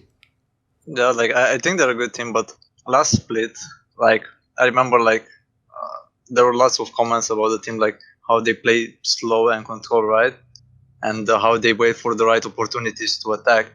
But to me, like I didn't understand why, like for Origen, people would say that like they play. Are you just? I get ready, Veteran. I'm just going to make a prediction here. He's going to attempt to awkwardly crowbar Splyce into being a control team. Yeah, I mean, and that's like if it's initial preconceived bias. Yeah, go on, make your case. Listen, make your case, Xerxe. We'll give you the floor here. Go on, but do it. It's a bit of hypocrisy if you think about this, because like you see Origen playing like slow and steady. Yeah, they wait for the power spike, right? And that's maybe 20-30 minutes. But if you see Splyce doing the exact same thing, you call that boring. So like You haven't got Mithy on your team, so you don't get that automatic like assumption that you guys were genius when you did that. I can only assume that would be the obvious answer, right? Yeah, I mean, Splice does it, it's boring, but OG is fine. But I definitely think, like they're playing, good at the moment. Sure. Right, come on, Veteran. Why are we all hypocrites? Why don't we just give Splyce this status? There's never a point where I watch an early game from Origen and think, wow, this guy really wants to kill himself or stab his jungler right now because of the horrible way that his lane has ended up going for the rest of it. That was so easy fixed with like a couple of... I've never thought that about an Origen game. Like, Origen genuinely played the early game with the best early game system of any team in the LEC, which I would...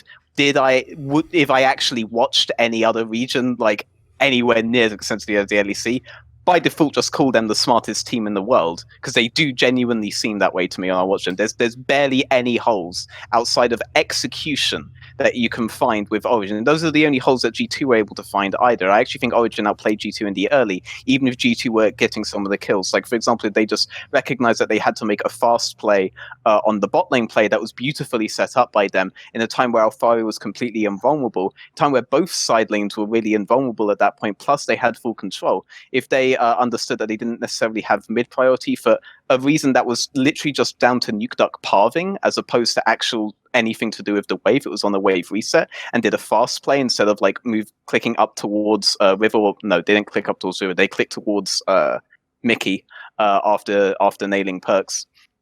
If they recognize that, then they are snowballing the early game. Like, they only have issues in these specific aspects. There's never a point where like Patrick and Miffy are getting fucked in their wave in a really easy to fix way. There's never a time where Alfari is getting fucked in his wave in a really easy to fix way. There's never a time where NukeDuck's not getting as much control around his lane as he needs. Like, this is a really small thing, Xerxe, but I literally never see you and Humanoid leave base both with pink wards, for example, in your stage games at least. I don't know what happens in scrims, but like small stuff like this, like I don't see. Like Origen will take full control over the places where they should have control. They will get shallow control of the places where they should have shallow control, and the waves will always be set up perfectly for all of their plays early on. Maybe nothing happens, like versus Vitality. There was like barely any kills last split when they played versus Vitality the second time, but that was a complete stomp. That was actually a pretty fast game, even if nothing's happening. But nothing's happening because there was a zero window for Vitality to do anything at all. They just had to seed the whole fucking map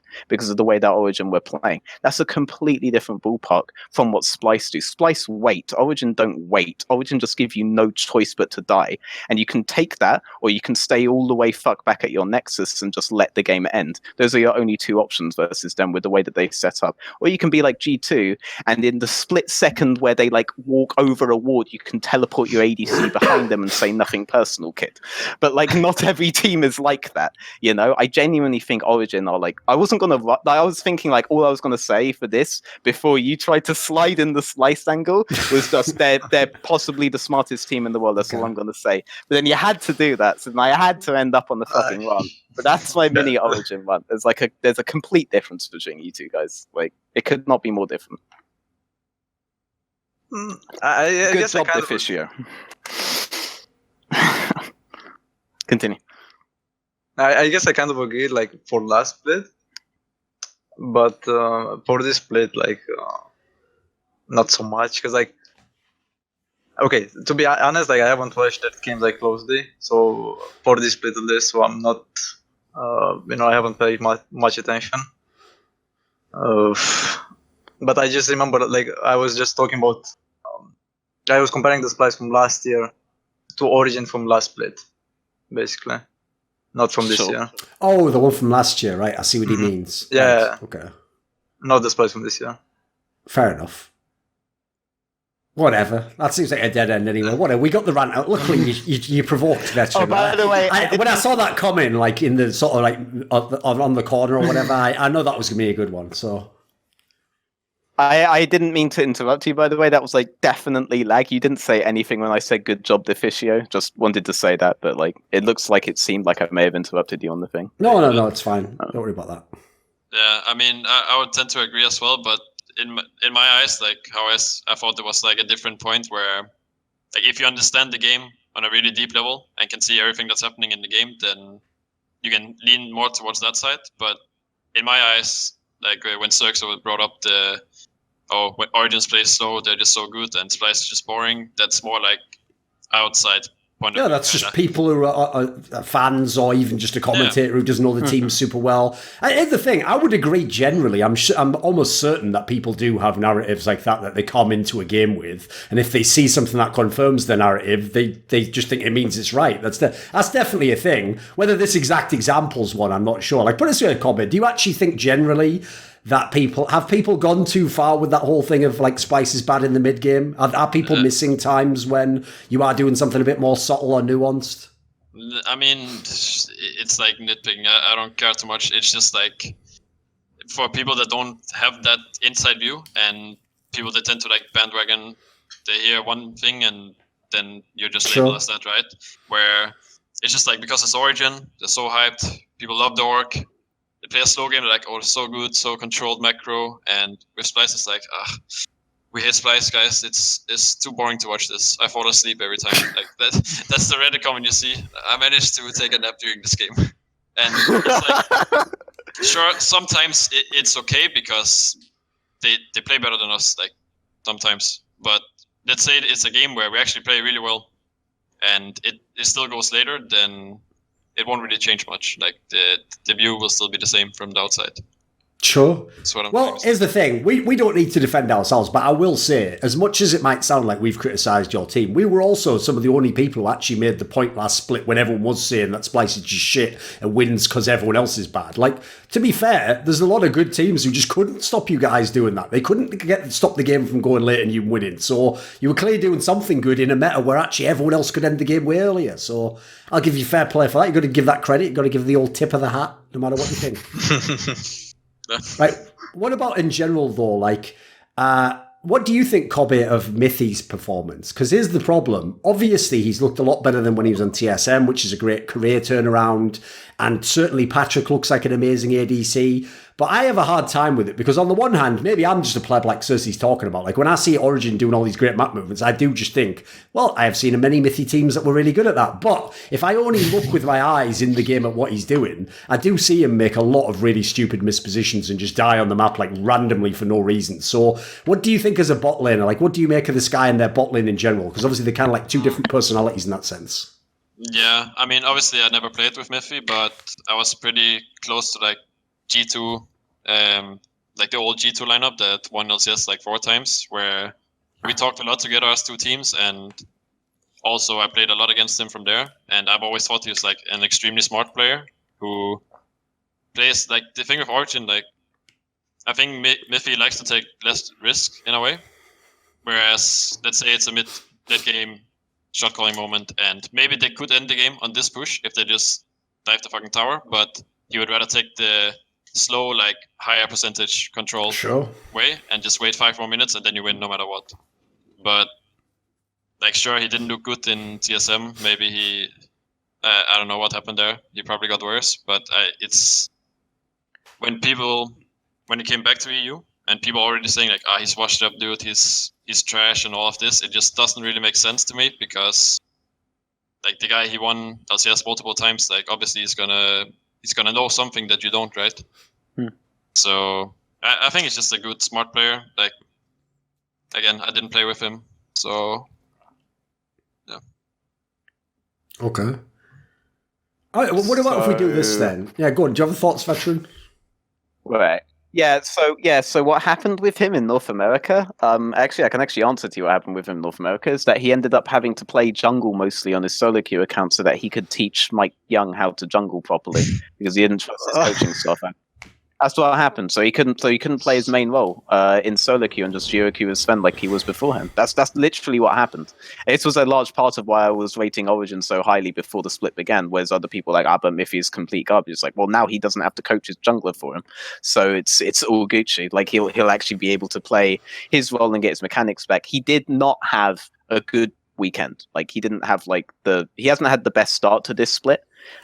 He in terms of like his own individual play, and it's mostly like mispositionings and stuff like this and like small things, but they're getting abused by like good teams. But it clearly like I mean, I rated them as like an A tier and the guy who could potentially move up to like S tier. Like, I still do think Miffy is like a phenomenal support. I also do think that the idea that like Miffy is the controlling factor is less of a thing for this team, and is one of the reasons why the difference between Miffy on TSM and Miffy now is like such a big deal in terms of like individual skill. Like, he's quite clearly better. I think this is like the second thing because Alfari is really smart. Like, every pretty much every player on that team, right, is somewhat team self-sufficient and really has directed smart. themselves, Yes. of course. Yeah, yes. exactly. And like you've played with Cold, and like would you say Cold was like vocal when like you were playing with him? Yeah, he was. Yeah. I would always say, like, smart. I don't want to. It's beginning to get to a meme, but yeah, he's a smart player, and he was pretty vocal throughout most of the game. Yeah, so like he has other people that can kind of pick up the slack here. The only real like kind of NA thing that they were doing last split, and they're doing it less so now, is that they decided to set up the map for every single Drake, no matter what Drake it was, no matter how useful it was to their specific team composition. They always had to go for it, even if that was potentially a really good acceleration point for their composition. Like, that was the only real like abusable point of Origin's game plan as a whole that could maybe be said to be like a North American thing, and that could maybe have come from like Miffy. But other than that, like I feel like it's not necessarily just on Miffy to dictate the game plan anymore for that team. I think that the most help that he's going to be giving right now is to Patrick, he's very talented, but obviously he's still a rookie, and Patrick is also better when he doesn't talk, though he can talk if need be, and he does actually communicate like a lot more than Hans Sama does, for example. But like Miffy can take up like a lot of the direction with the jungle and stuff like that in his lane. I feel like that's majority where you're going to see Miffy's input, and also he's shown himself to like be a really good out of game leader as well. Like I feel like this is a team that compositionally speaking was almost like perfect as like well, how about this? I don't mean scaling teams in terms of like they play for late game, but like it's in terms of this team will only get better, you know? Like it's a really good setup there. Veteran, I think you can even tie this into the discussion we had earlier about G2, where I said another thing I think is key about G2 is that they have the players that have a similar mentality and background. Like they've all been carries, solo carries of similar with Origen. Like they have players who naturally, all these players are risk averse players. Like Alfari hasn't been like 1v1 solo killing people all his career. NateDOhDoubleG has literally played in a whole bunch of teams where he was just like, oh, do I even have a jungler? I'm just going to chill mid with my counter pick. Like the whole team's basically set up like that. So again, I think that's probably why they're so good at their style. They have a shared mentality. No one's having to like buy into the stuff. They probably all want to play that style if I had to guess. I agree. I just want to make it clear that there's a difference between minimizing risk and playing safe, if that makes sense. Like playing safe implies more that like you're unwilling to like move up unless it's kind of like 100% thing. You're unwilling to like see the limits to which you can play certain situations and find ways in which you can open more options for you there. I feel like Origen are always going to find ways to open more options for themselves in these situations, but they're not going to do like really dumb stuff. Like they're never the team that's going to go like full on animal just to test limits. They're not going to do things like that. But there's like a difference between being like risk averse and like playing safe, which is like thanks for explaining in this particular Discord call that there's a difference, Veteran, between like choosing to play a certain way because you know that like later on you'll get the better snap, and then just choosing not to take certain advantage. Like, sorry, I just repeated the whole thing from earlier. Never mind, the fans will get that. Sinisa, whatever. Not really, it's just an open disc, but like vaguely veiled. So whatever, we'll move on to another team then, shall we? Let's talk about Shalke actually, because it's a team I'm quite interested in because like, I actually still I'll just genuinely put my hands up. I still don't know if this team is actually any good. Like, even when I've seen them win games now, I can't quite tell whether they're terrible and they should lose them all, or whether they've actually started to turn the corner and they're going to become a good team. What do you think, Xerxe? Is Shalke actually a good squad? Well, so far they look quite good. I feel like I think Trick is providing much more, I guess, shot calling because he's paired with Ignar, so they both have an easier time communicating and dictating like the early game pace. Okay. But like playing against them like this week, I felt like their early game was good, but then again I felt like their mid game was like they didn't know how to set up the map, and they actually gave us so much time to kind of scale up as well. Like when I felt like they should have been able to end the game much faster. So I have mixed feelings about them. Like I feel like the early game is good, but again, their mid game is kind of shaky. Okay. What do you think, Kobbe? You don't have to feel obliged just because they won to say that they're good if you don't really believe that. No, I mean, yeah, obviously you lost, so that sucks. But Sure. in the other wins, where I think Opposite played Vayne for like 2 games, and they had like these long ass games against Xerxe and I don't know who else, where I feel like they didn't look very good. So even though they're 3-1, I think they're not that good compared to what they should be, or like what they can be with their players. But I expect them to get much better coming into like mid-late of the summer split, because obviously the dynamic changes so much when you change the jungler that maybe they haven't found their footing yet. But yeah, they're like 3-1 now, right? And I feel like they didn't win their games that convincing. They're 2-2, but not that far off. They're 2. Well, I think they're just middle of the pack then for now. I'm going to throw in some context here to like help you two out, because this is kind of necessary. But like, word on the street is you guys were unable to actually scrim due to like giga internet issues or some shit.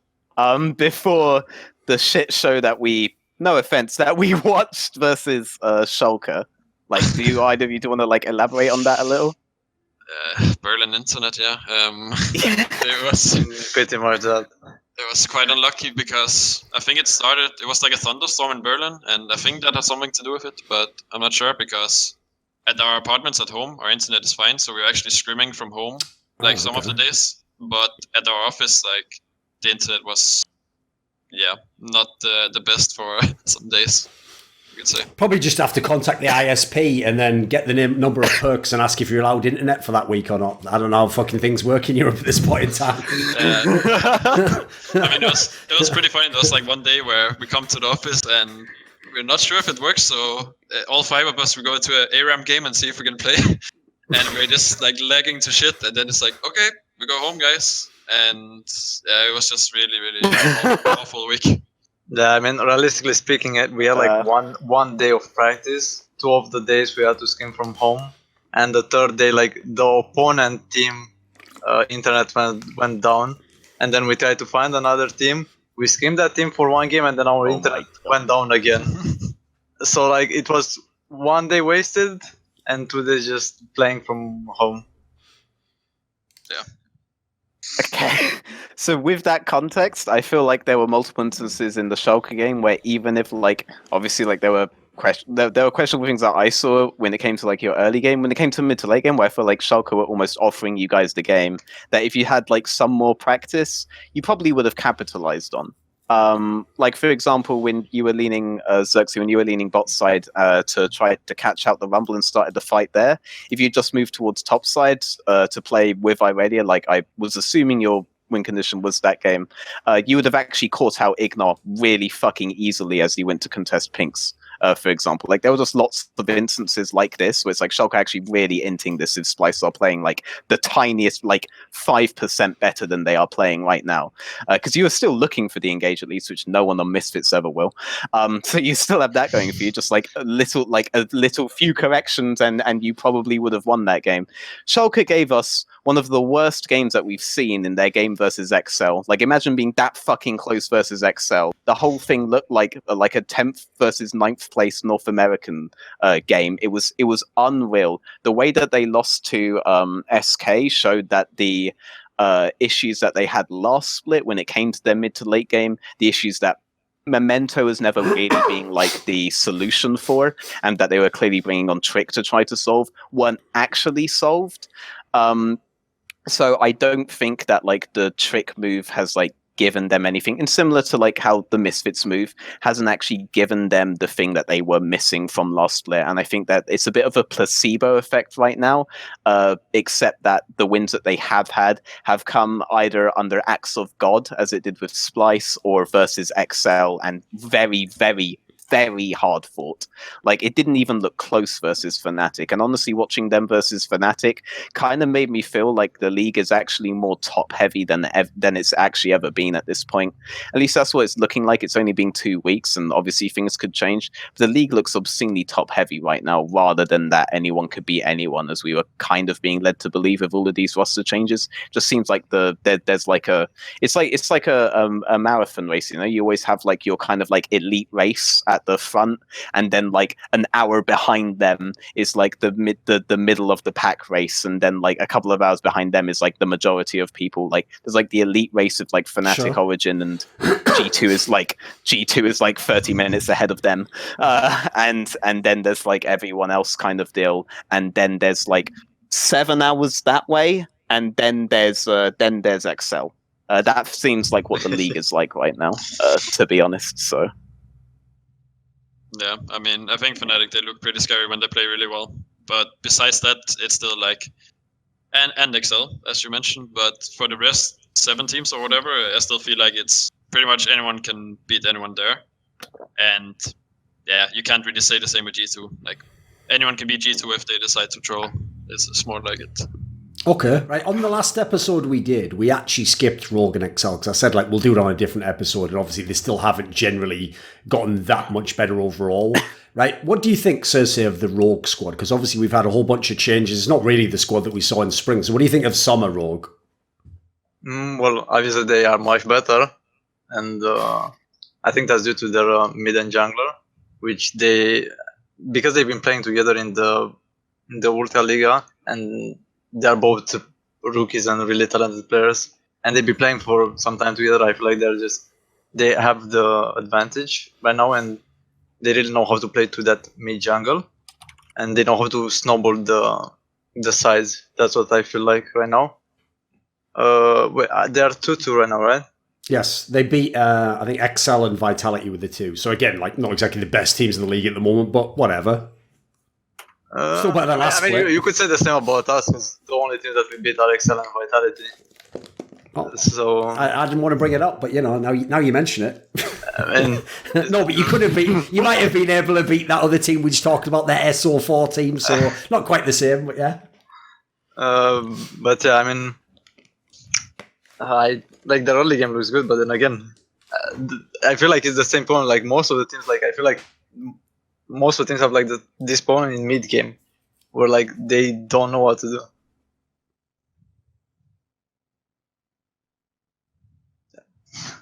Veteran, this is where you step in and explain why the game is now very like subtle and very difficult, and you know it's easy for a pro player to make. Come on, explain why are so many teams having a problem in the mid game? It's a good question. I mean, because there are like 5 junglers right. There aren't even 5 junglers that can do the mid game. There are 5 junglers right now that are good, because I really highly value like early game right now. And then the problem with the wait a minute, just so we're clear, because people might forget. It's actually an interesting thing. Quickly give us the 5 junglers again, quickly. Okay, so the 5 that I would say that like set up the map for 5 people properly are, well, Memento's like fucks off somewhere, so now I guess I can't even say him. Casual is the really surprising one that like people. Not if people know that you used to work with H2K, but yes. Well, okay, so then obviously like people will like throw bias at me about that, but like genuinely he does work this way. Okay. And then it's Yankos, Cold, and Selfmade. Sorry, Xerxe. And then Xerxe comes in hot because he can actually do mid game better than like Memento, for example. Obviously, Brox is the one that I like have left out that most on purpose, fans conspicuously, take huge issue with at me. Exactly. Not. Yeah, I mean, it's on purpose because he doesn't fucking do it. No, the joke is that's the reason you always say like there's X amount of junglers, and then if you just don't mention his name, the joke is like that's you purposely are. You're not specifically addressing him, but you are in a way by saying that he doesn't do what you just said. Yeah. Yeah. So, but when it comes to like those 5, which ones of them actually know what they're doing mid to late game? I mean, Casual has been lacking definitely this split. A little bit last split, though. Last split he was like better at it than like, for example, Memento, who was really lacking at this stage of the game. Historically has like always lacked really hard at this stage of the game.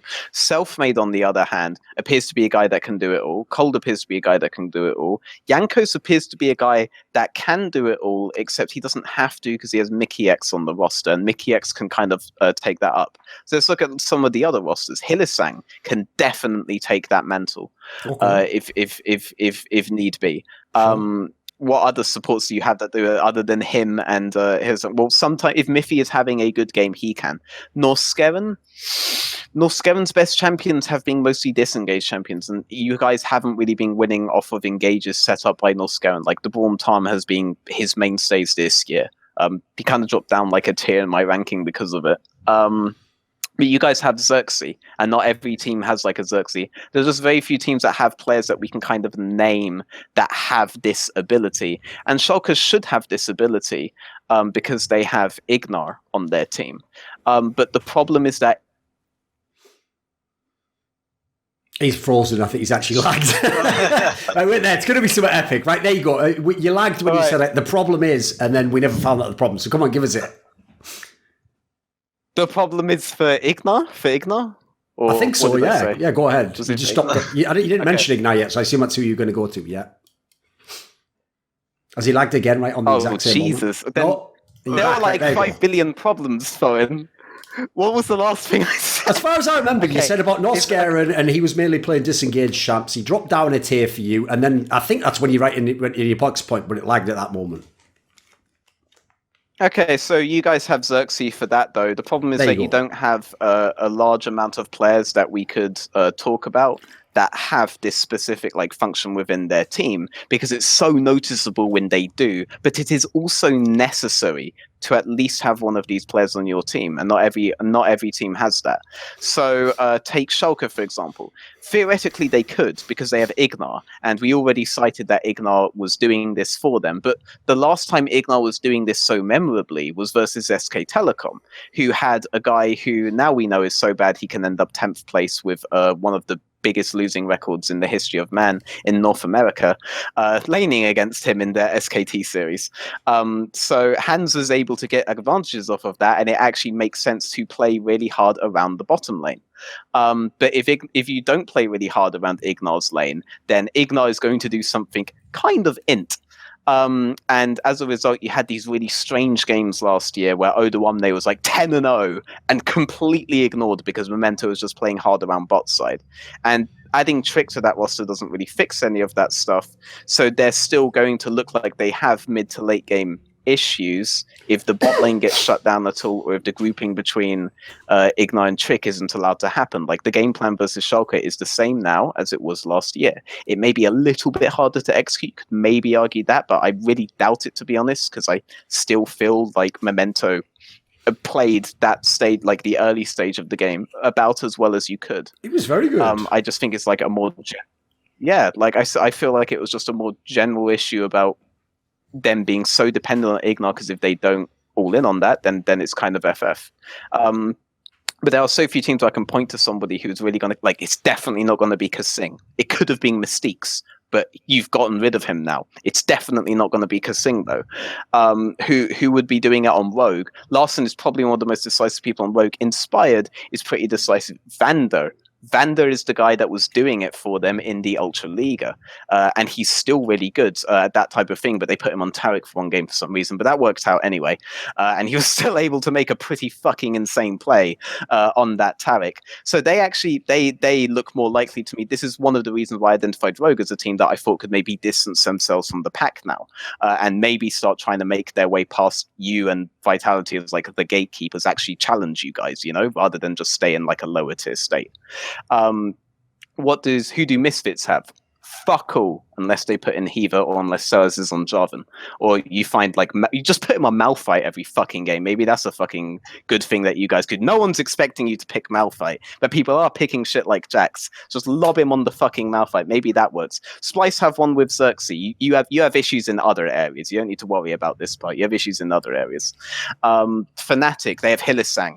Origen, they have Cold, they have Alfari, they have Miffy on the good day. Hell, Patrick on so owner was finding really fucking good engage opportunities for them. And that guy loves his Ashe, loves his Varus. Well, he doesn't love his Varus, he loves his fucking Ashe.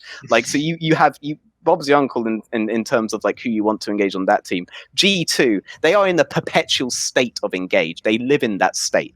And this is why these teams are like distancing themselves so much from everyone else. And why maybe the league looks so top heavy. You guys basically watched me think this question through in my head because I hadn't actually thought about it. So thank you for bringing it up. But I basically just thought out loud. So this is a lot of stuff that I'm actually going to have to watch VODs to try to confirm or not. But it makes a lot of sense to me that I think about and kind of explains why the league looks so top heavy, especially this split. But I do think a top heavy league is healthy, by the way. I think if a league is not top heavy, that's generally because it's weak. Like Korea was at its strongest when SKT was at its most dominant. You know, that's no mistake. There were only two teams that mattered in China when they did really well. One was RNG and the other one was IG. No other team really fucking mattered. No other team really contested them. Like I do think a top heavy league is better because theoretically the people who are so far ahead because they have that extra thing. But there's nothing extra if the league is like even, you know? It also just usually logically means they are super strong because they can beat, on theory, every style of team and every style of composition of opponent. You know, it makes more sense that I would agree on that one generally. What about this then, right? I know for teams like Rogue and Excel, there's not like massive amounts of topics, so maybe we can tie this in. Right, Xerxe, maybe you're the man for the job for this. I need to check, right? Do you know Kadril very well? Are you friends with him or anything? Is he just a player to you? I want to just check what the background is here. Do you know him very well? I wouldn't say I know him very well, but I had the pleasure of talking to him like a few times, and nothing more than that. Okay, that's perfect. Good. I'm just checking you're not biased in any way. You know, he's just a player to you. He's just another LEC player, right? Can you in any way disabuse Veteran of his like analysis of because here's the thing, right? I get it. Veteran has the advantage that other people don't, which is because he coached this guy and worked with this guy and probably taught him elements of what you wanted him to do as a jungler. I've no doubt as a result, it's pretty obvious as to why Kadril would fit what Veteran likes. But every time he mentions, like, for example, even though it was in a very specific context, if you ever mention Kadril in a list that can't include Broxer, a lot of fans aren't even going to listen to the reason and they're going to be like, holy shit, what the fuck? He thinks Kadril's better. But, like, is Veteran overrating him, do you think? Do you see what he sees in that respect? I mean, I definitely don't think he's as bad, you know, as the, let's say, the team score is. And right. I feel like the jungle role is such a weird role to judge, because like I feel like you depend so much on your laners and the type of information you can get from your laners. And even though like Excel is sitting on 10th place right now, I don't think she's like the 10th place like jungler, like the worst jungler in the league. Like I feel like he's still a good jungler, you know? Okay.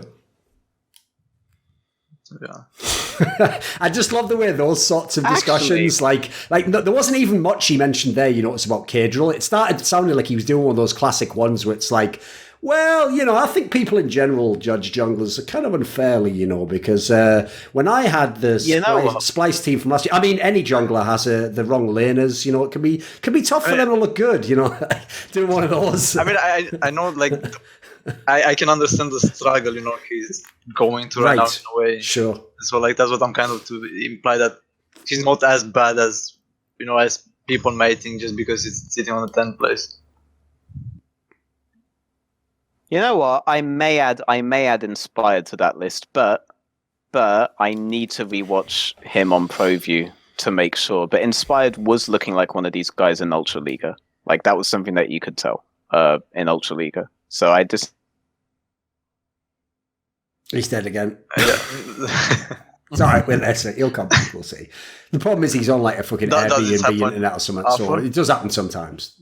There you go. I'm back. Right. We're back. You were just saying something like you might add Inspired to that list, and then you paused. I need to watch his games on ProView now. But from what I remember in Ultra Liga, he was absolutely one of these guys. He's only had one game where I wasn't watching closely enough to tell if it was kind of being gifted to him or not because of how god awful the bot lane situation was going in the first game that he played, for example. And like the wave, like even after the dive happened bot, like when Prophet was there, he actually fucked the wave so hard for them that I need to like go back and check like what his reaction to all this kind of stuff was. But Inspired was kind of performing this function in Ultra Liga, which is what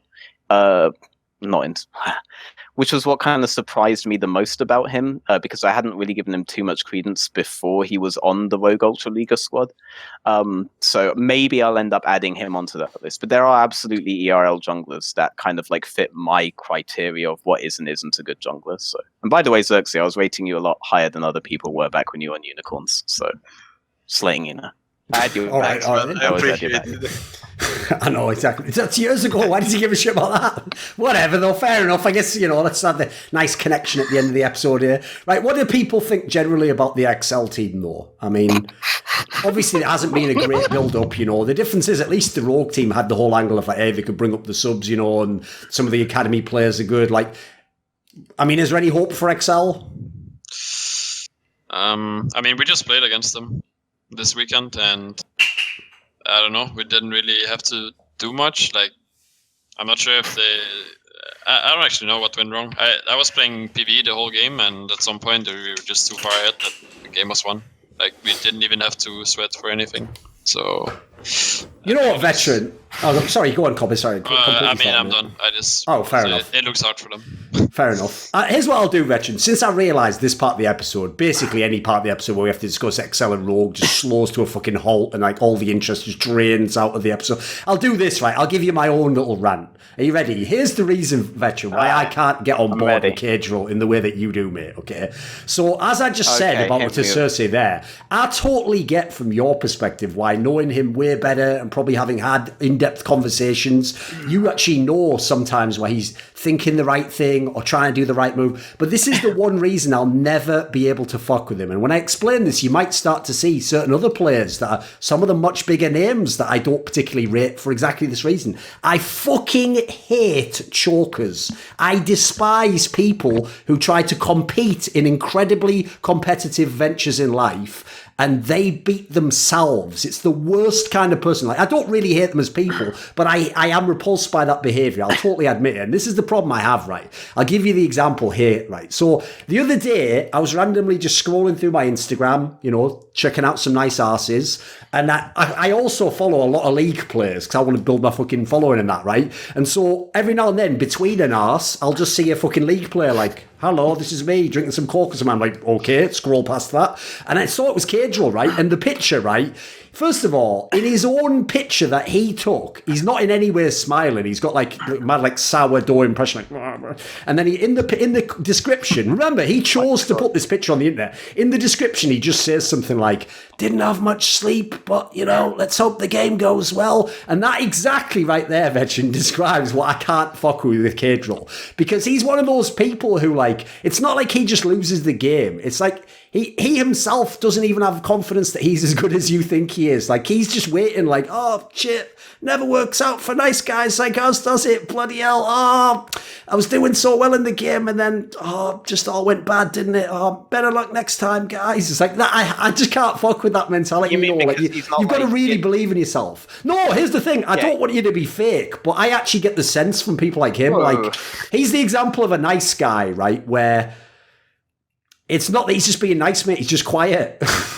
There's a difference between nice and quiet, if you know what I mean. I kind of understand where you're coming from, and I also kind of wish that Cage Roll had like a bit more faith in himself to be able to like carry himself out the situation that he's in right now. But also, if you like knew like anything that was going on internally with XL, like you would have like probably a lot more. Don't worry, I could believe many teams like the mentality. Veteran, I could definitely believe many of the teams he was on had a lot of like clusterfuck problems that no pro player would show. I'll give you that part. And by the way, I'll just say on the side, it's also, by the way, a problem. This is why I could believe you that maybe Cage Roll's a really good shot caller and stuff. It is also a problem I notice with people who are very cerebral players, because if they actually overthink things and then they like put importance on something they did as a slight mistake or something, But like outside of whether he's a shot caller, whether he like controls the game like that, blah blah blah, like all of the in-game stuff is seeable while he is on this team. Like, Okay. I can do, like, maybe one day I'll do, like, a fucking Casual day on stream where I'll just fucking Yeah, justify do it. my opinion of Casual.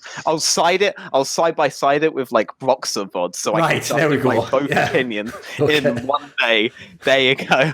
Like, maybe I'll do that, but, like, none of this takes away from how he actually plays in-game. Sure. Like, the way he actually Sure. plays in-game still indicates these bullies. It's not just, oh, I know him, therefore I can say it. I'm not LS. Like, LS will make that kind of argument. Sure. I will never make that kind of argument. I'll only make an argument that I can prove with VODs.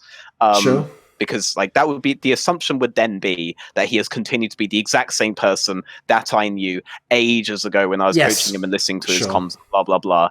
Right now, I'd just be, like, taking his word from it and taking it on faith that he is still that kind of... No, it's just, it's stuff that I see in-game that he does that is still indicates that he's the same jungler that I did know and that I was watching more to speak. Like, he still does the exact same kind of thing in game. So on the XL topic though, I have to say I was watching, like, okay, so I watched your game versus XL just beforehand. I was watching the pro view of Kobbe before that, and it was like 5 minutes in, Kobbe's like setting up a slow push against them, and then like Hyanan and Kasing go up, and like Kasing gets chunked like 200 HP just so that Hyanan can do so much damage on the wave that it becomes like a perma-freeze scenario for Kobbe, and then they both walk up again trying to like 2v2 disarm it, and they just get fucking destroyed. It's like, holy shit, I had to turn it off right there and then.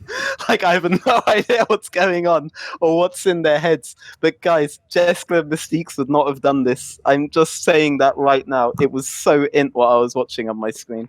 Holy fuck. Yeah. Anyway, I that's mean, all I have to say about them. like, the matchup was rough for them, but I think they definitely could have gotten a better situation out of it. Like, they were even dead in the laning phase, but we decided not to flash in. So, yeah, I don't know. I think the Braum pick was... I mean, we banned Lux away from them, but when they pick Braum, it just doesn't make sense because it's basically a free lane and a free game for... So, I think they could have picked something better. Oh, by the way, I forgot that. No, I've actually done this wrong. There's one team left. We didn't discuss Vitality. Everyone forgot they exist. There is Vitality. Yeah. It's okay. It's okay, right? Xerxe, here's the thing, mate. The only question I have is this, Xerxe, right? Because I've been worried about this myself, is what's the deal with all this bias from like analysts and commentators and stuff where they look at a team like Vitality and they're like, they're just idiots, just fucking inting and playing all these abusive scenarios and winning early. Then you look at a team like G2 and then they just say, oh, it's brilliant the way they find all these engage opportunities and the way they just find, you know, why is everyone so bloody biased there, Xerxe? They're all just the same sort of team, really. I mean, the thing is about, okay, so the difference between G2 and Vitality is that G2 are smart enough to, like, you know, like, convert those leads into something. Of course, yes. Whereas, like, on Vitality, like, I feel like the only smart guy is, like, Cabochard. And, like, Mowgli right now, like, I feel like the guy is just playing like a psychopath who, like, he's going to invade you from, like, level 1 to 4 or 5. And after that, he's going to be invisible for the rest of the game. So, yeah. Yeah, nail on the fucking head right there, by the way. Like, that's like the perfect description of Vitality that I just said. Like, it's like Mowgli will just do like his camps until he's like level 2 if it's a level 2 jungle, or level 3 if it's a level 3 jungle. They'll be like, all right, he's probably top. I'm going in, boys. And he just goes in straight up and that's it. Whereas Jankos, on the other hand, is like, okay, so, all right, so this guy's wave is like a bit poor here. Okay, now I can take vision up here. Oh, I have scuttle now off of this. This is really, really good. Okay, I'm going to sit mid because this guy needs to get the outpush, but I need to reset and I'll be here just in case. Okay, it's all good. Okay, I'm resetting. Okay, all right, top's a little bit fucked. All right, I'm going top go. Mowgli, on the other hand, by this point, is like, all right, where is he now? All right, he's probably bot. I'm going in bot. I'm going in hard, boys. I have no vision, and fuck it, Cabo, you're fucked. I don't give a fuck. And he goes in bot, and he's on fucking Camille v Sedge or some shit, all right? And he doesn't realize Sejuani is going to be a monster no matter what he does. And he just goes in. Sedge isn't bot. The Sedge is about to hit level 6. Holy shit, Cabo's dead. I didn't know this was happening. And now Sedge is 6, and he walks topside because all he knows is Sejuani is topside now. Maybe he can do something. And then Sedge hits ult, and then mid comes up, and now he's fucking dead. And now the whole game's done. Now he's 3 levels behind self-made or some shit. Like, this is Mowgli, this is Jankos. It's completely different way of playing out the early game. Like, I really love the way that Xerxe described it, because it was like almost exact to how like Mowgli plays. They just have him sit on enemy jungler's face, irrespective of matchup, irrespective of map setup. That's all he tries to do because they've convinced themselves so much they can just play out 3 winning lanes and win the game that way. Probably turret plating being added to the game made them think that, like, oh, it's perfect. But the really nice thing about Vitality is they can't delude themselves now. If you're a fan of Vitality, this is the best thing for you possible. Because beforehand, while other teams are, trying to play the game properly, God forbid, they were able to pick up some wins when people were misstepping.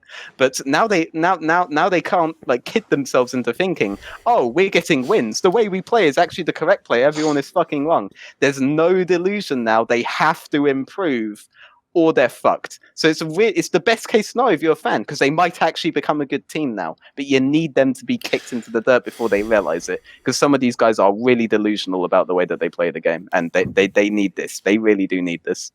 Yeah, but that's also why, okay, I know everyone's trying to make a meme now about that boot camp they just did with, RNG in China or whatever, but the meme's funnier than people realise, because think about it from RNG's perspective, right? What the RNG was thinking is, they're just remembering worlds, aren't they? So they're like, right, what we're going to do is, let's bring in that, sort of spunky, young, up-and-coming European team that seemed to give us some trouble, they could probably teach us some things, right? Things went badly. And then, obviously, if you watch the spring split of this year, you'd think, hey, maybe they do have something to show them. And obviously RNG must have just been playing loads of scrims, just being like, what the fuck is this shit? Wait a minute, so you're telling us you just try to pick winning lanes and you just invade non-stop early? That's what everyone does in our region. What the fuck? This is nothing.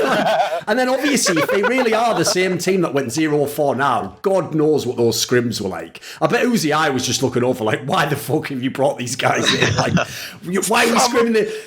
Some of the screenshots from those things got leaked, and I'm pretty sure whoever was leaking it just didn't like Vitality, because it looked like they were getting completely smashed. It was 0-10-1 and stuff like this. No, Veteran, the way you always know who leaked the scrims is because they're so dumb they never put one of the other sides losing. I don't know, I'll just go ahead and, since this is a European podcast, I'll just go ahead and fucking say it. Do you really imagine all those years where every year Cloud9 would get a scrim leaked where they were beating SK Telecom, TSM would get a scrim leak where they were beating SK? Do you imagine it was the Koreans leaking those scrims? Of course not. Why the fuck would they release that? It was so obviously an actual coaching staff member of one of those teams accidentally leaking the VOD, or oh, did I accidentally put that Twitch VOD live? Oh, what have I done here? It's it was a marketing exercise, wasn't it? Everyone knows that. Come on. TSM. That was literally what it was for TSM, though. Of course, yeah. One of because it gave you mad hype.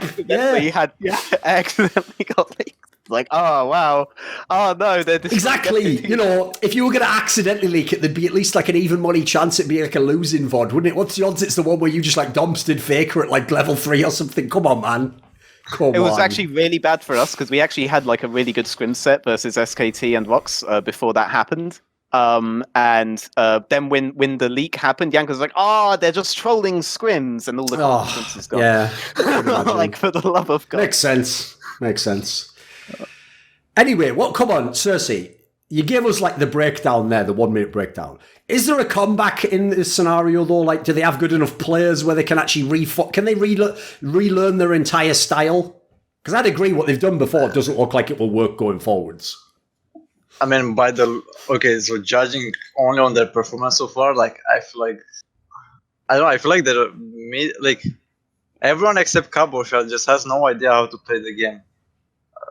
That's how I feel for example, their jungler just knows only how to invade and nothing else, and after that he's just completely useless. I feel he's just a worse Kikis in a way. Kikis knew Kikis at least had the right timing, when to invade and mess you up in the jungle, but Mowgli just invades to just invade. So that's the thing. Okay. Kobbe, you have any thoughts on Vitality, mate? I mean, I'm not sure what point I'm missing, but it's weird to think about, because this team, they fucking went to Worlds and actually did well, and yeah, they swapped the jungler, and I'm just not sure. I think the bot lane is heavily underperforming. I don't think they're normally in the top, but at least last year I think Attila was playing well some of the time, and I just think the bot lane this year has just been a liability in most games. And yeah, I mean, I don't know. They really need to. Maybe they just need to change the dynamic again to make something happen. But I'm sure they'll pick up a few wins. But if it keeps going on like this for like 1 or 2 more weeks, then they're not even in playoffs. So Oh, by the way, can you confirm something? So, because as Veteran just said earlier, he set you guys up in the spring as the reason you're the gatekeepers is, first of all, you were actually at one point in time the third and fourth team in the league, but also the logic, he gave of like, if you can't play a late game, Splice beats you in spring. If you can't play early game, Vitality beats you. The joke is, I asked him, the famous comment, like, what happens when an immovable object meets like an whatever it is, like an irresistible force, right? Now, he says if you scrimmed against Vitality, what logically should have happened is Vitality would just win because they'd dominate early. Is that true? Is that what used to happen?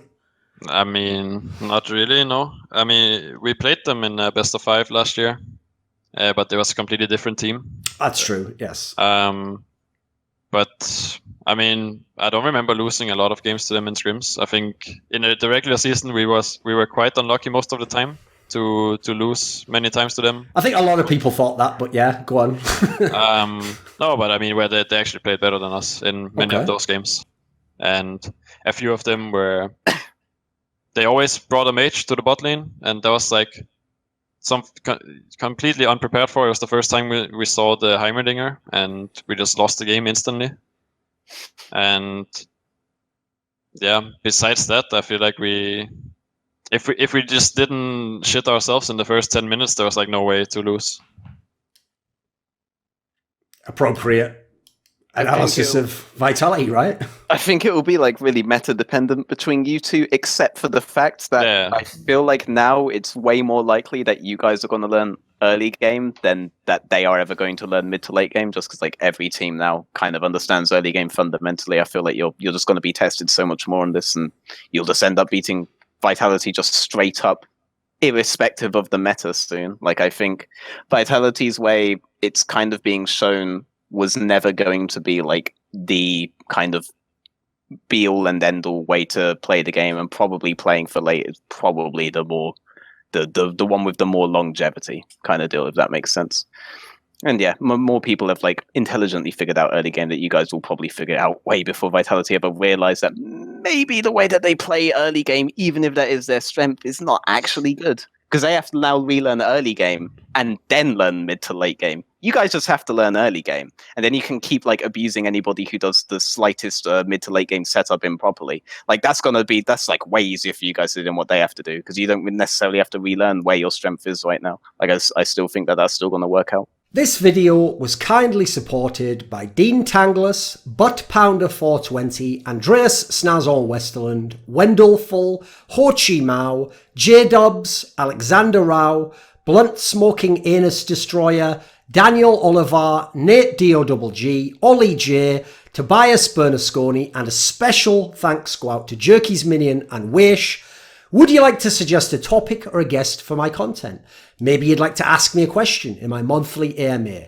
Do you want teasers for my upcoming content? See who the guests are. Maybe you'd like to take part in a donator discussion with me on video. Well, put your money where your mouth is and join the Scrilluminati today at link in the description box below.